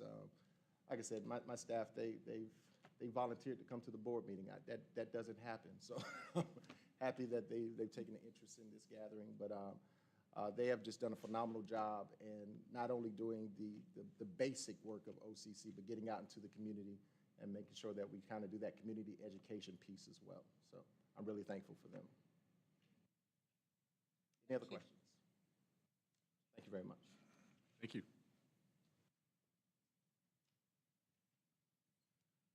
All right, we're going to move into public comments now, and we have a longer list than we usually have. So two things. One, I'm going to do my best to pronounce her name, but I'll ask for a little bit of grace if I mispronounce her name.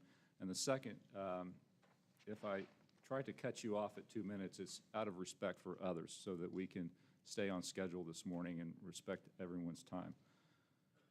So we'll begin with Rachel Thomas.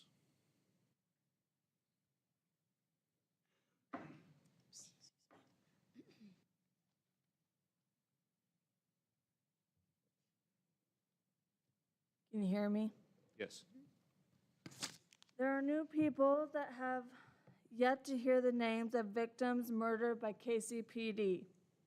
Ashley Fulkerson, Johnny Harris Jr., Tyrone Holman, Donnie Sanders, James McNeil Jr., Javon Hawkins, Emil Irwin, Eugene Williams, Terry Davis, Timothy Wilson Jr., Anthony Bruno, Kevin Ellis, Jessica Jones, Cameron Lamb, Travis Griffin, Christopher Henley, Anthony Champion, Terrence Bridges Jr., Ryan Stokes, Michael Ray Bitters, Carl Marshall, John Lewis, Malcolm Johnson, Sean Wilson, murdered in front of his mother. Juan Perez, Aaron Doherty, Kenneth Drew, Henry Gurley, Daryl Morris, Cesar Morris Zepeda, now Rodney Aubrey, who matters, was not protected and was murdered last Thursday. That's not all of the 170 murdered people since 1998, and doesn't even include the excessive use of force, such as slamming someone's face into the concrete, which I find KCPD specialty. Is that how you broke your excessive use of force budget? Now, I'm going to stand here and waste the rest of my time and stall your lunch because you can't tell me you did anything about Blaine Newton before he murdered Donnie Sanders, before he murdered Marcel Nelson, before he murdered Kristen Fairchild, before he beat and tased a child, before he slammed a pregnant woman face down and kneeled on her back. There's picture and video evidence. Or is Blaine Newton how you broke your budget?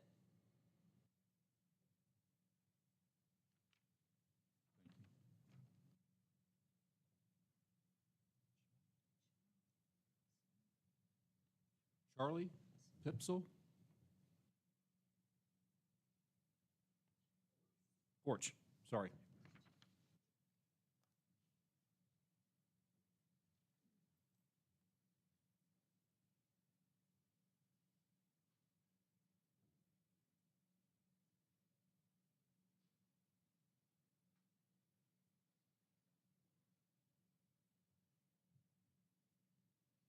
Good morning. My name's Charles Porch. 47 years ago, I began my journey with the Kansas City Police Department. During that time, beginning as a civilian employee and graduating on to law enforcement. In my tenure with that time, and what led me to seek a job with the police department in part, was interactions, contacts I had with officers I encountered through church and other activities. In my 10 years, as I began my law enforcement career in 1983, I saw the advent of gangs, crack cocaine, methamphetamine, these drugs and these programs, or these groups grew exponentially. As a result, we had not having those options when I was a child and growing up in school, but they began the DARE program and great programs as a means of trying to influence our children and teach them personal responsibility, to give them ideas and the choices that they make and how lifelong some of these, the consequences for some of these things can be, as well as teaching them ideas of personal responsibility. I know in talking to nieces and nephews and kids that I come into contact with now, several of them expressed to me that how these programs have influenced their lives in a positive way and kept them from seeking choices, making in friendships and activities they engaged in, and guided them in a positive way and away from seeking drugs or paths that would lead them towards crime and criminal activities. I know in part of my experience with the police department in being with the Mounted Patrol, we also saw a very positive increase in a means of being able to address the community and children in a way. I believe that we need to encourage and continue these programs, especially DARE, as a means of providing a curriculum, not only in teaching kids these activities or to stay away from these activities and what to look for in life, but also because the officers themselves give a lot of these children a means of being able to talk to them and being advised positively in the decisions they may make or in encounters they have, be it at home or in other situations they may come across. Thank you. I'm sorry I went over. Thank you. Mike Bushnell.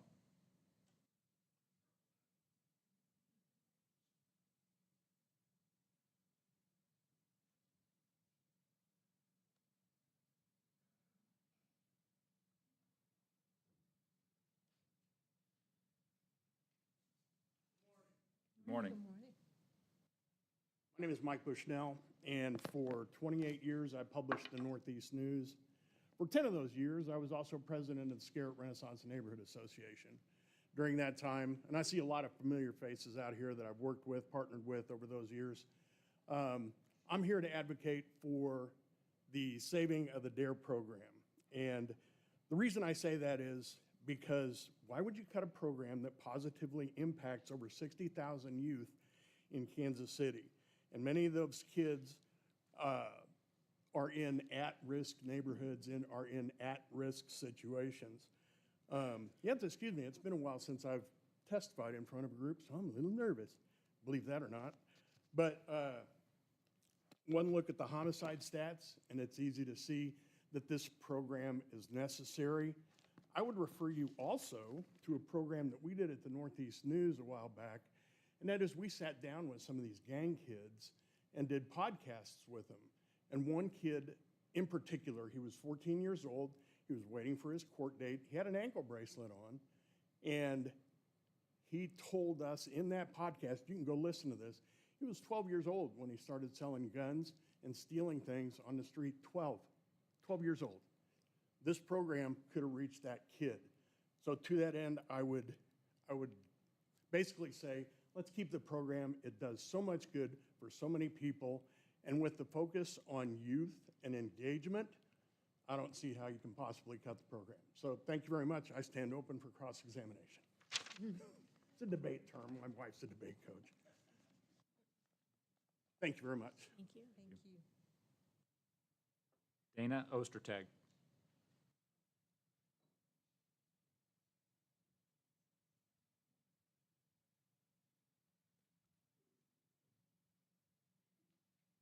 Good morning, everyone. My name is Dana Ostertag. I am a health and physical education teacher at Ruskin High School.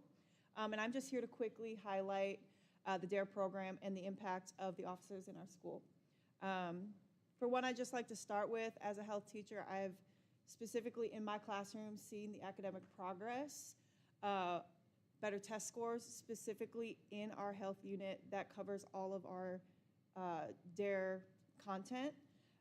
It's an enjoyable experience. Our students are moved by the hands-on activities that we're doing. It is triggering something in their head that directly promotes and helps them with their decision-making skills. And we've been able to observe that within the school building and outside of the school building as a coach as well. Sorry, I'm gonna go to my notes. So yeah, overall enjoyable experience for our students with that DARE program. I do want to also highlight the impacts of the police officers and the relationship building with our students at Ruskin High School. Shout out South Patrol, because we see you guys all the time. It is an honor to watch those relationships, to see the officers have a direct reflect on our students. Our students look for our officers that come into the building. They're like, where have you been? You know, it's just a wonderful experience. And I do believe that having them there hand in hand, also having those conversations back with the content that they're learning in the classroom has been really impactful as well. So I just want to say thank you, and I appreciate you guys for having me here. Megan Cadilla? That was her. Oh, okay. Kim Sixta?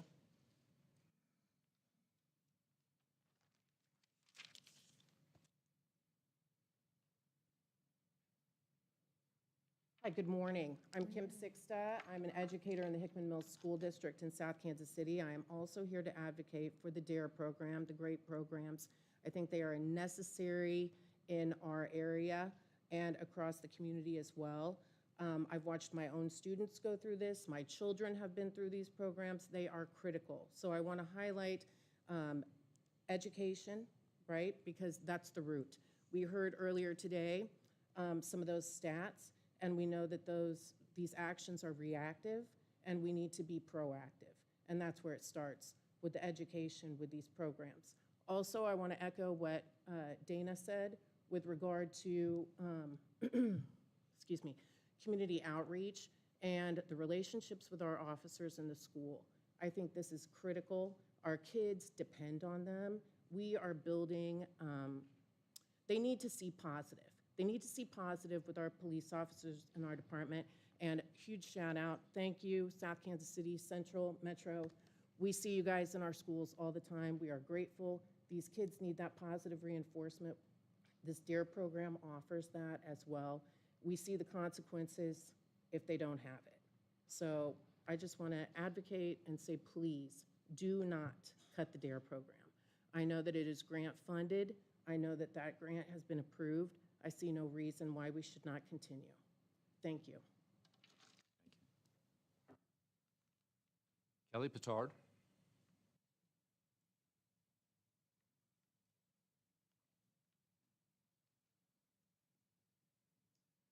Good morning. I am Kelly Pittard, and I am also a veteran educator at Hickman Mills School District, and I'm also a resident, or I grew up in Hickman Mills and began my kindergarten year there also.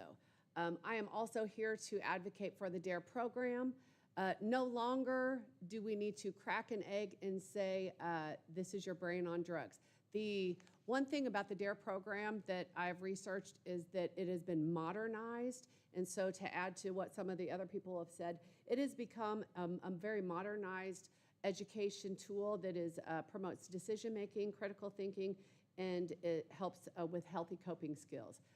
My son, who is 14 years old, was very, very proud of himself when he graduated the DARE program.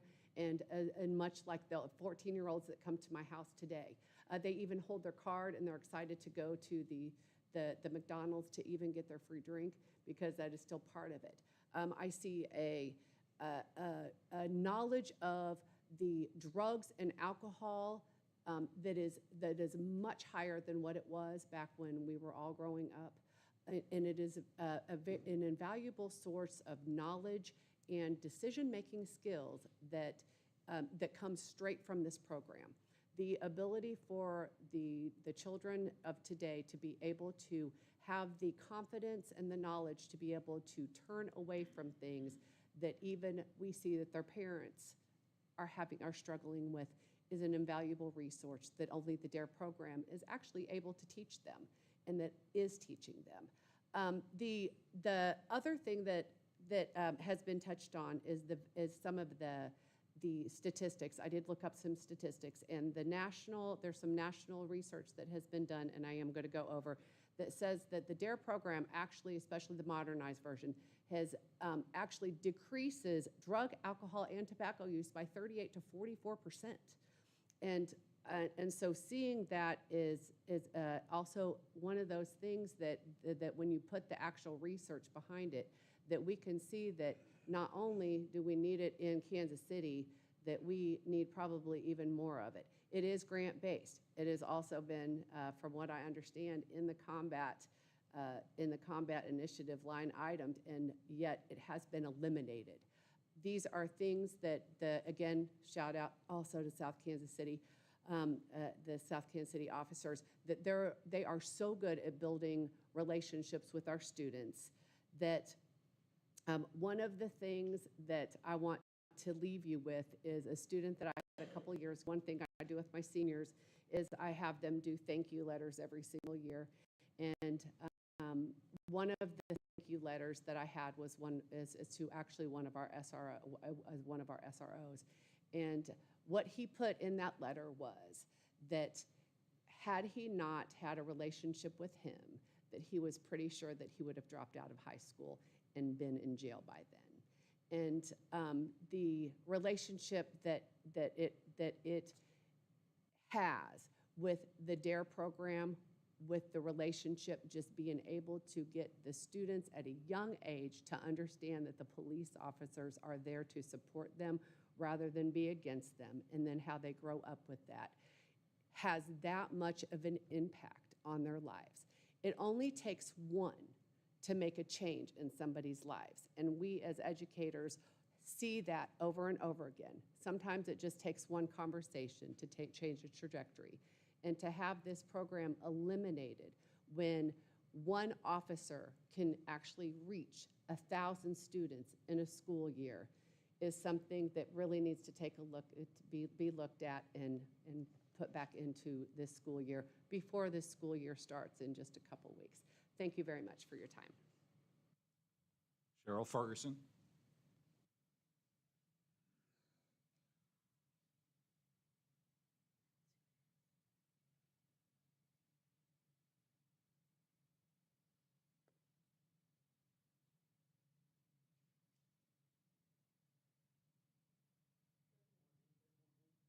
Good morning. First, Heather, I want to do something that's not common for people to hear me do. I'm going to apologize to you. Can you hear me better now? I'm going to apologize to you because when I was asked that question, it was a trauma response that I gave. Teresa Lore would more so fit the bill of what I called you. So for that, I apologize. But I do, thank you, I appreciate that. I do want to make sure that you understand you're not here just to serve the Northland. I do want to make sure you understand you're also here to serve the 3rd and the 5th districts, which if we're going to be prepared for the World Cup, they need the most attention.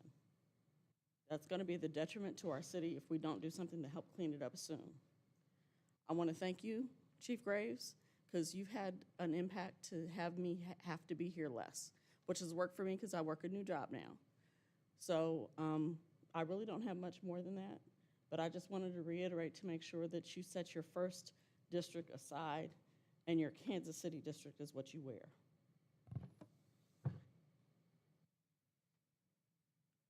Mr. Sharp.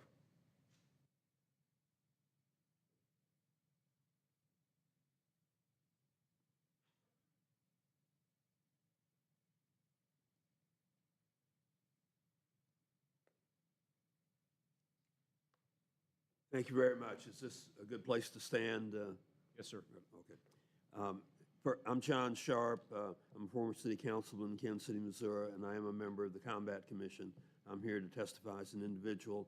I would like to echo all the comments made by my neighbors at Ruskin High School about the terror program. And I really wanted to first congratulate the department on no persons in Kansas City, Missouri being killed or injured by celebratory gunfire on July 4th. And that is great progress, and I'm so pleased with it. As some of you may know, and some of you probably don't know, my beloved stepdaughter was a homicide victim 25 years ago, her senior year at MU, and you never forget that. And both my son, her brother, my son is State Representative Mark Sharp, we both feel like we have to be a voice for the victims because we aren't. Who's going to be? So I do want to congratulate the department on the fact that we did have no one killed or injured or no serious property damage due to celebratory gunfire in Kansas City on July 4th. Now, there are probably going to be some roof damage from bullet holes that people discover later on when it rains, but at least no windows shot out or anything like that. ShotSpotter only identified 31 incidents of shots fired during that period from 6 a.m. July 4th to 6 a.m. July 5th, and that included 200 rounds fired. And that's a lot, but it's sure a lot less than we've had in previous holidays. So we are making progress. And I greatly appreciate Chief Graves' comments about how serious this is and how the police department does not intend to tolerate it. And I appreciate Major Corey Thompson's comments in South Patrol because she has certainly made that very clear as well. And I appreciate Prosecutor Melissa Johnson's warnings because, as I think we all know, she was very clear about the fact that her office is going to take those complaints seriously and going to enforce them, and she made it clear she's not playing. And I think that really helped get the word out to people. I think there are two things we have to stress in trying to reduce celebratory gunfire to hopefully none or very, very low incidences of it. One, we have to let people know that these bullets come down with deadly velocity because some people actually think they just come down like an acorn hitting you on the head. And I remember a case, I won't mention this gentleman's name, but he had his friends over and they were shooting outside. He wasn't even outside. And they talked him into coming out and joining the fun, which he did. But he didn't have a gun. He was just out there with them. And one of the bullets came down, killed him instantly. So folks need to understand that those bullets come down with deadly force.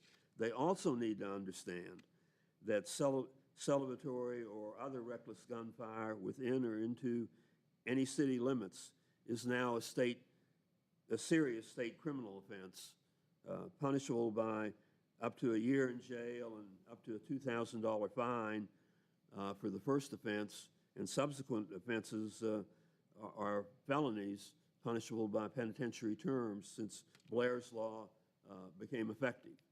And as many of you know, my son, State Representative Mark Sharp, had sponsored Blair's Law 5 years in Jefferson City, and he had to pass it twice to be effective because the first time it was part of a 150-page omnibus bill, and the governor vetoed it because he didn't like some other stuff in it.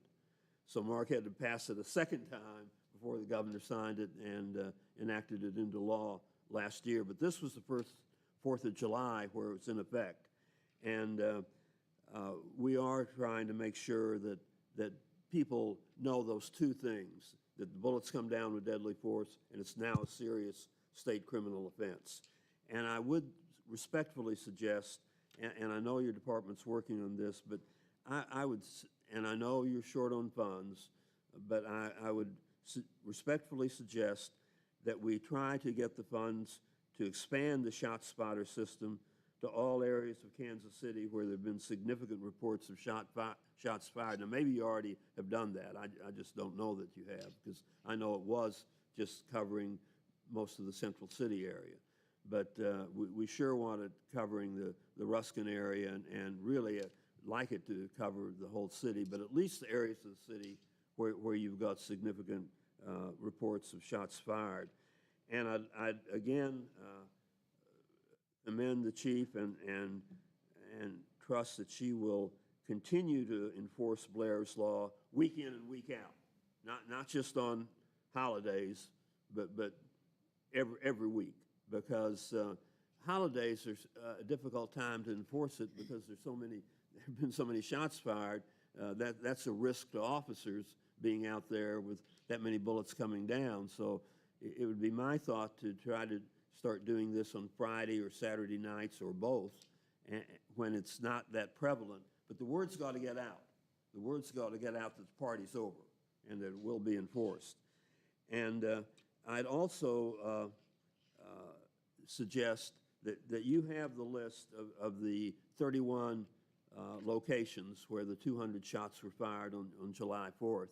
And I would respectfully suggest that the department reach out to the occupants of those residents, either by having an officer go by or at least sending a letter to them, letting them know that they're on your radar, that those reports were turned in, and that if that continues, there can and will result in arrests.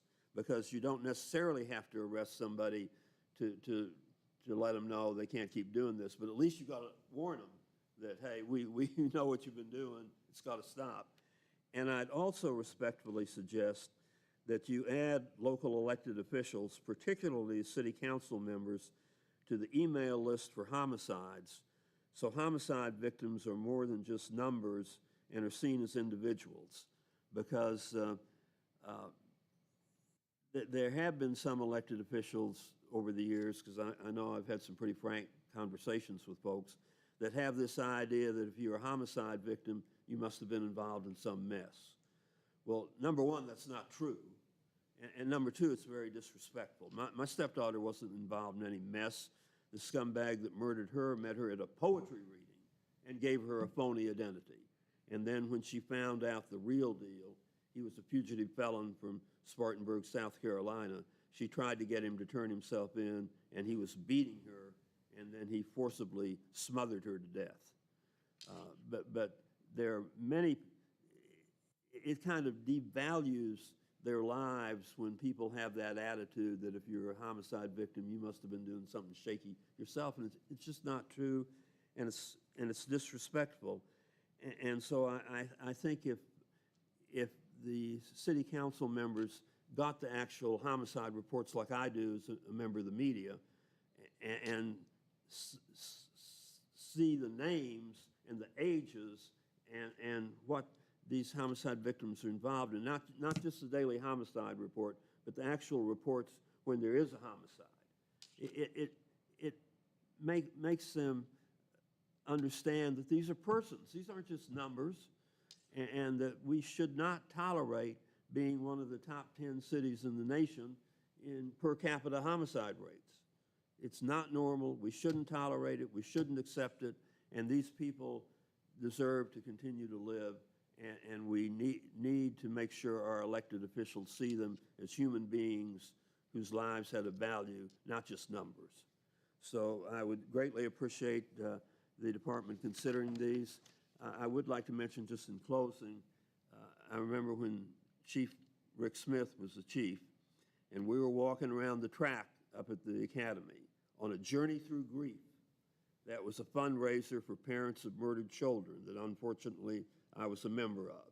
A great organization, but of course nobody wants to be a member. And I mentioned to Chief, and this wasn't my idea, but I got it from Omaha, that they had a $25,000 reward for information leading to arrests or charges in homicides. And, you know, I give people a lot of ideas, and a lot of folks say, oh, yeah, it's a good idea, and they forget about it before I'm out of their sight. He actually implemented it very quickly. And I remember when we got that out on TV, then there was a homicide at the 7-Eleven that I go to at 107th and Blue Ridge. And these two guys got in the beef, and one guy pulled out a gun and shot the other guy. And we got that on TV, and the tips came rolling in, and he was arrested before he even had time to change clothes. He still had on the blood-splattered shirt he wore when he killed the other gentleman. And obviously, he got convicted. So that higher reward does help because people do feel kind of at risk when they have to come forward. But as you know, there also is a state program, and my son, Mark Sharp, and Representative Patterson from Lee Summit passed that to provide witness and victim protection funding for local law enforcement, which can include relocation if necessary. So hopefully we're getting that word out and more people are coming forward. But I greatly appreciate Chief Graves' leadership on it. I greatly appreciate what the department's doing. But I really hope we can continue to do more and let people know that this celebratory gunfire is deadly, but now there are serious consequences. And of course, if someone fires a bullet that ends up killing somebody and it can be traced back to their gun, they will face involuntary manslaughter charges like the fellow whose gun was used in the death of Blair Shanahan Lane. Thank you, John. Thank you, sir. Thank you for everything you do, and I certainly appreciate the folks from Ruskin High School being here to support the DARE program, because it is very effective. Catherine Zubia.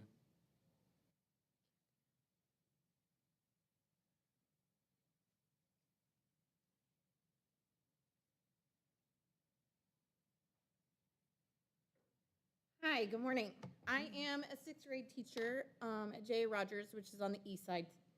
And this is Peggy Everest. She is also a fourth grade teacher, 40 years in the district. I only have my 10.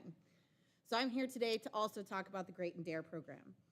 Appreciate the fact that we get to speak because you guys are in the business of people, and we are too.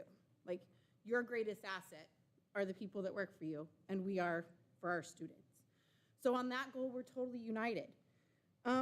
And that's why Great and Dare offers such a benefit to our students. It's all about the relationships and the people involved. Our students regularly get to spend time with someone in uniform who's there just to be there with them for an hour, just to teach them, to support them, to ask them questions about their life. They also get to encounter officers, usually in our neighborhood on the east side, during terms of crisis, right? And so being a teacher of 12 and 13-year-olds, they process that a little bit different than the younger kids. They come into school not wanting to talk, but still have that officer they get to see once a week or knows been in the building since they were in kindergarten that they can ask to speak to. That offers them a connection to the community outside of whatever that crisis was. The programs encourage the kids to think about their place in the community and what kind of future they can help create. Oftentimes at 12 or 13, they don't see much outside the doorway of their apartment or the bus ride to school and much home.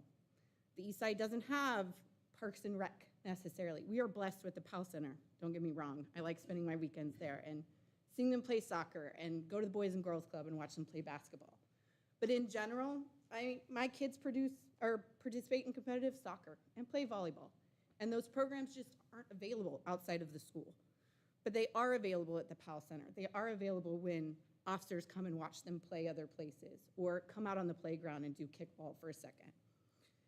So Dare and Great create the opportunity for pairing officers with students at a really critical age, that age where they're trying to figure out who they are outside of their home, right? Like, who am I when I go out and get a job in just 2 short years? Who am I when I get to drive a car in 3 short years? It's especially important for students to understand the neighborhoods are not always indicative of all of Kansas City, right? The square blocks that they live in may not be their whole life here.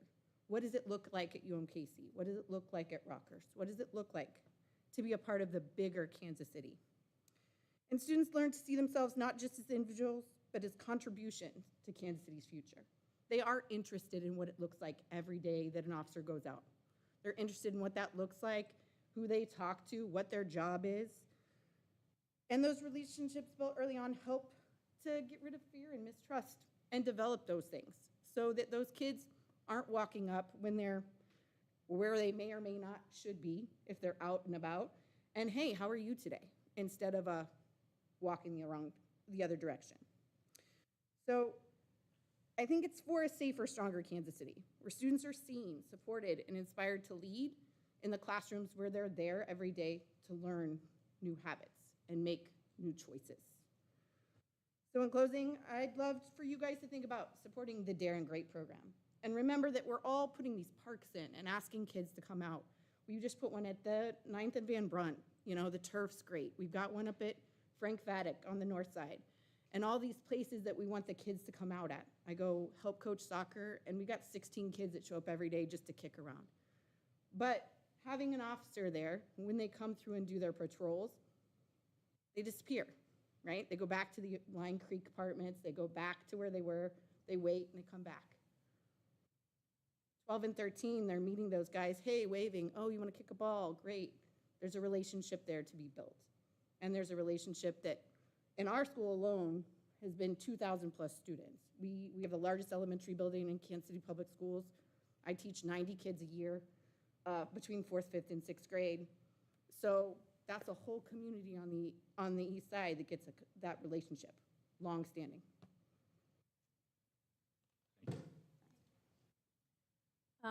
Good morning still. So yes, like Catherine said, I'm a teacher. This starts year 40, I believe, Kansas City Public Schools. The last 15 years at J.A. Rogers. So 3,000 some students that have gone through the Dare and Great program. Amazing relationship building. I passed out pictures because I wanted you to see faces. And our first groups are now in their mid to late 20s. Our 6th graders are probably almost hitting 30. So definitely they went through the Dare Great program, and now they're part of Kansas City, Missouri citizenry. And so that's why it's so important that this program gets funded and staffed. There's always a community impact project. We get on the bus. We've gone up to the police academy. The students toured the police academy, and then we helped wood chip the trails at the Trail of Heroes. So kids got to see what it means and looks like to become an officer. They also got to see the support system and how come police are so important, vital part of our community.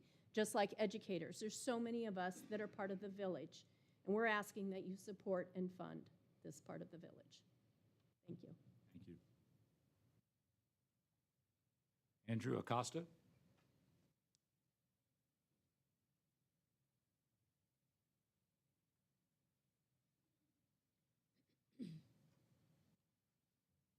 Thank you. I'm a 8th grade teacher at Guadalupe Centers Middle School. I teach about approximately 100 kids every year, and the DARE program goes through my classroom, so I get to see their interactions with the DARE officers. And it's a great program. You know, vaping is up, and the kids see the slideshows and the teaching, and the officer builds a rapport with them, and they see the devastations of drugs and alcohol abuse. And I don't want to go too much more into that because the other teachers have talked about the positives of DARE, but something that maybe has been left out is I've noticed several students afterwards have come up to me personally and asked me like, oh, what do I have to do to become a police officer? So in terms of recruitment, I think the DARE program also has a big effect on potential recruitment in the future. So I just want to add that to that. So it's a great program. We need to keep this program. Thank you. Thank you. Ron Hunt.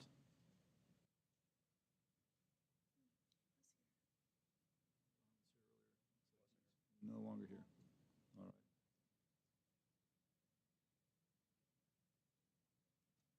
I would ask for approval of the open session minutes from our meetings of June 17th and the audit committee meeting of June 24th. So moved. Second. Moved and second. Any additions or modifications to the minutes? If not, those in favor say aye. Aye. Those opposed? Mr. Mayor, welcome. Good to be with you. I'll turn it over to you. Amazing timing, I gather. Apologies for the delay. I was at the City Council Finance Committee meeting where we're doing all types of great things to support public safety and the people of Kansas City. I want to echo the comments I heard the chief share earlier, our condolences to Deputy Ming in Wyandotte County, a tragedy. I know that agency has confronted many over recent years, and so we are with them and everyone in that community. I also want to thank the chief. I heard the presentation and discussion on our blue light program here in Kansas City. I think that will help enhance our presence, and I think that will be a positive move for all of us. I echo the comments. The summer has been challenging so far in certain areas.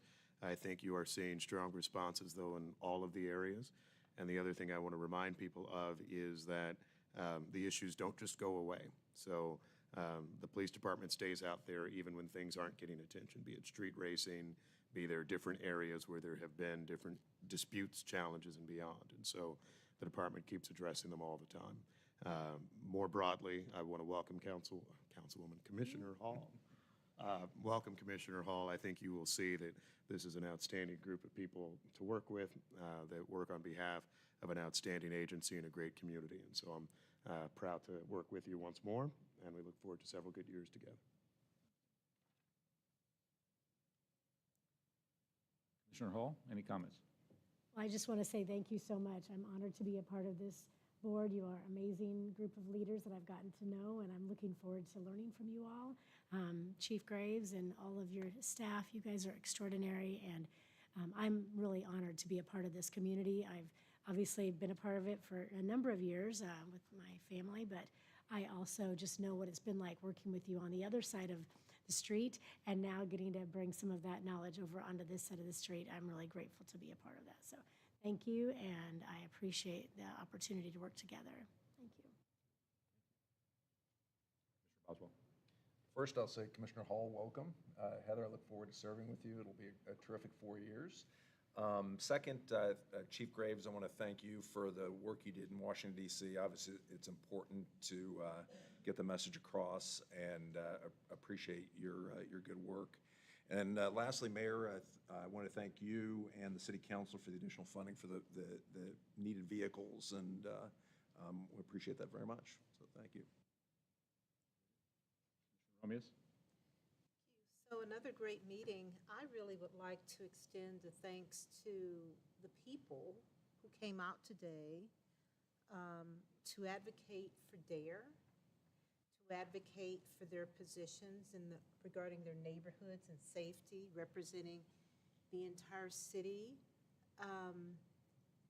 against celebratory gunfire. I think to me, for you all to come out and spend 3 hours in this meeting and wait for your time to get to the mic and be bold and brave enough to advocate for your issue means a lot. And it does not go unheard. So I'd like to thank you all for doing that. I'll be brief. First, thanks to all those that are here and those who are not here for the work that goes into making this meeting productive and useful for our time. I know there's a lot of effort pulling information together, and it's not lost on any of us, that work that goes into that. The second thing, I want to commend the entire department on the progress that we are making on recruiting talent in all areas of the department. That is significant. We can have the best strategies and tactics to support those, but if we don't have the people to execute those plans, then it's all for naught. So seeing that continued progress is a very welcome sign, and one that I want to recognize and appreciate. That's the end of my comments. With that, I think a motion to go into close would be appropriate. Second. Moved and second, and this is a roll call vote. Lucas, aye. Oswell, aye. Romeus, aye. All aye. Whitaker, aye.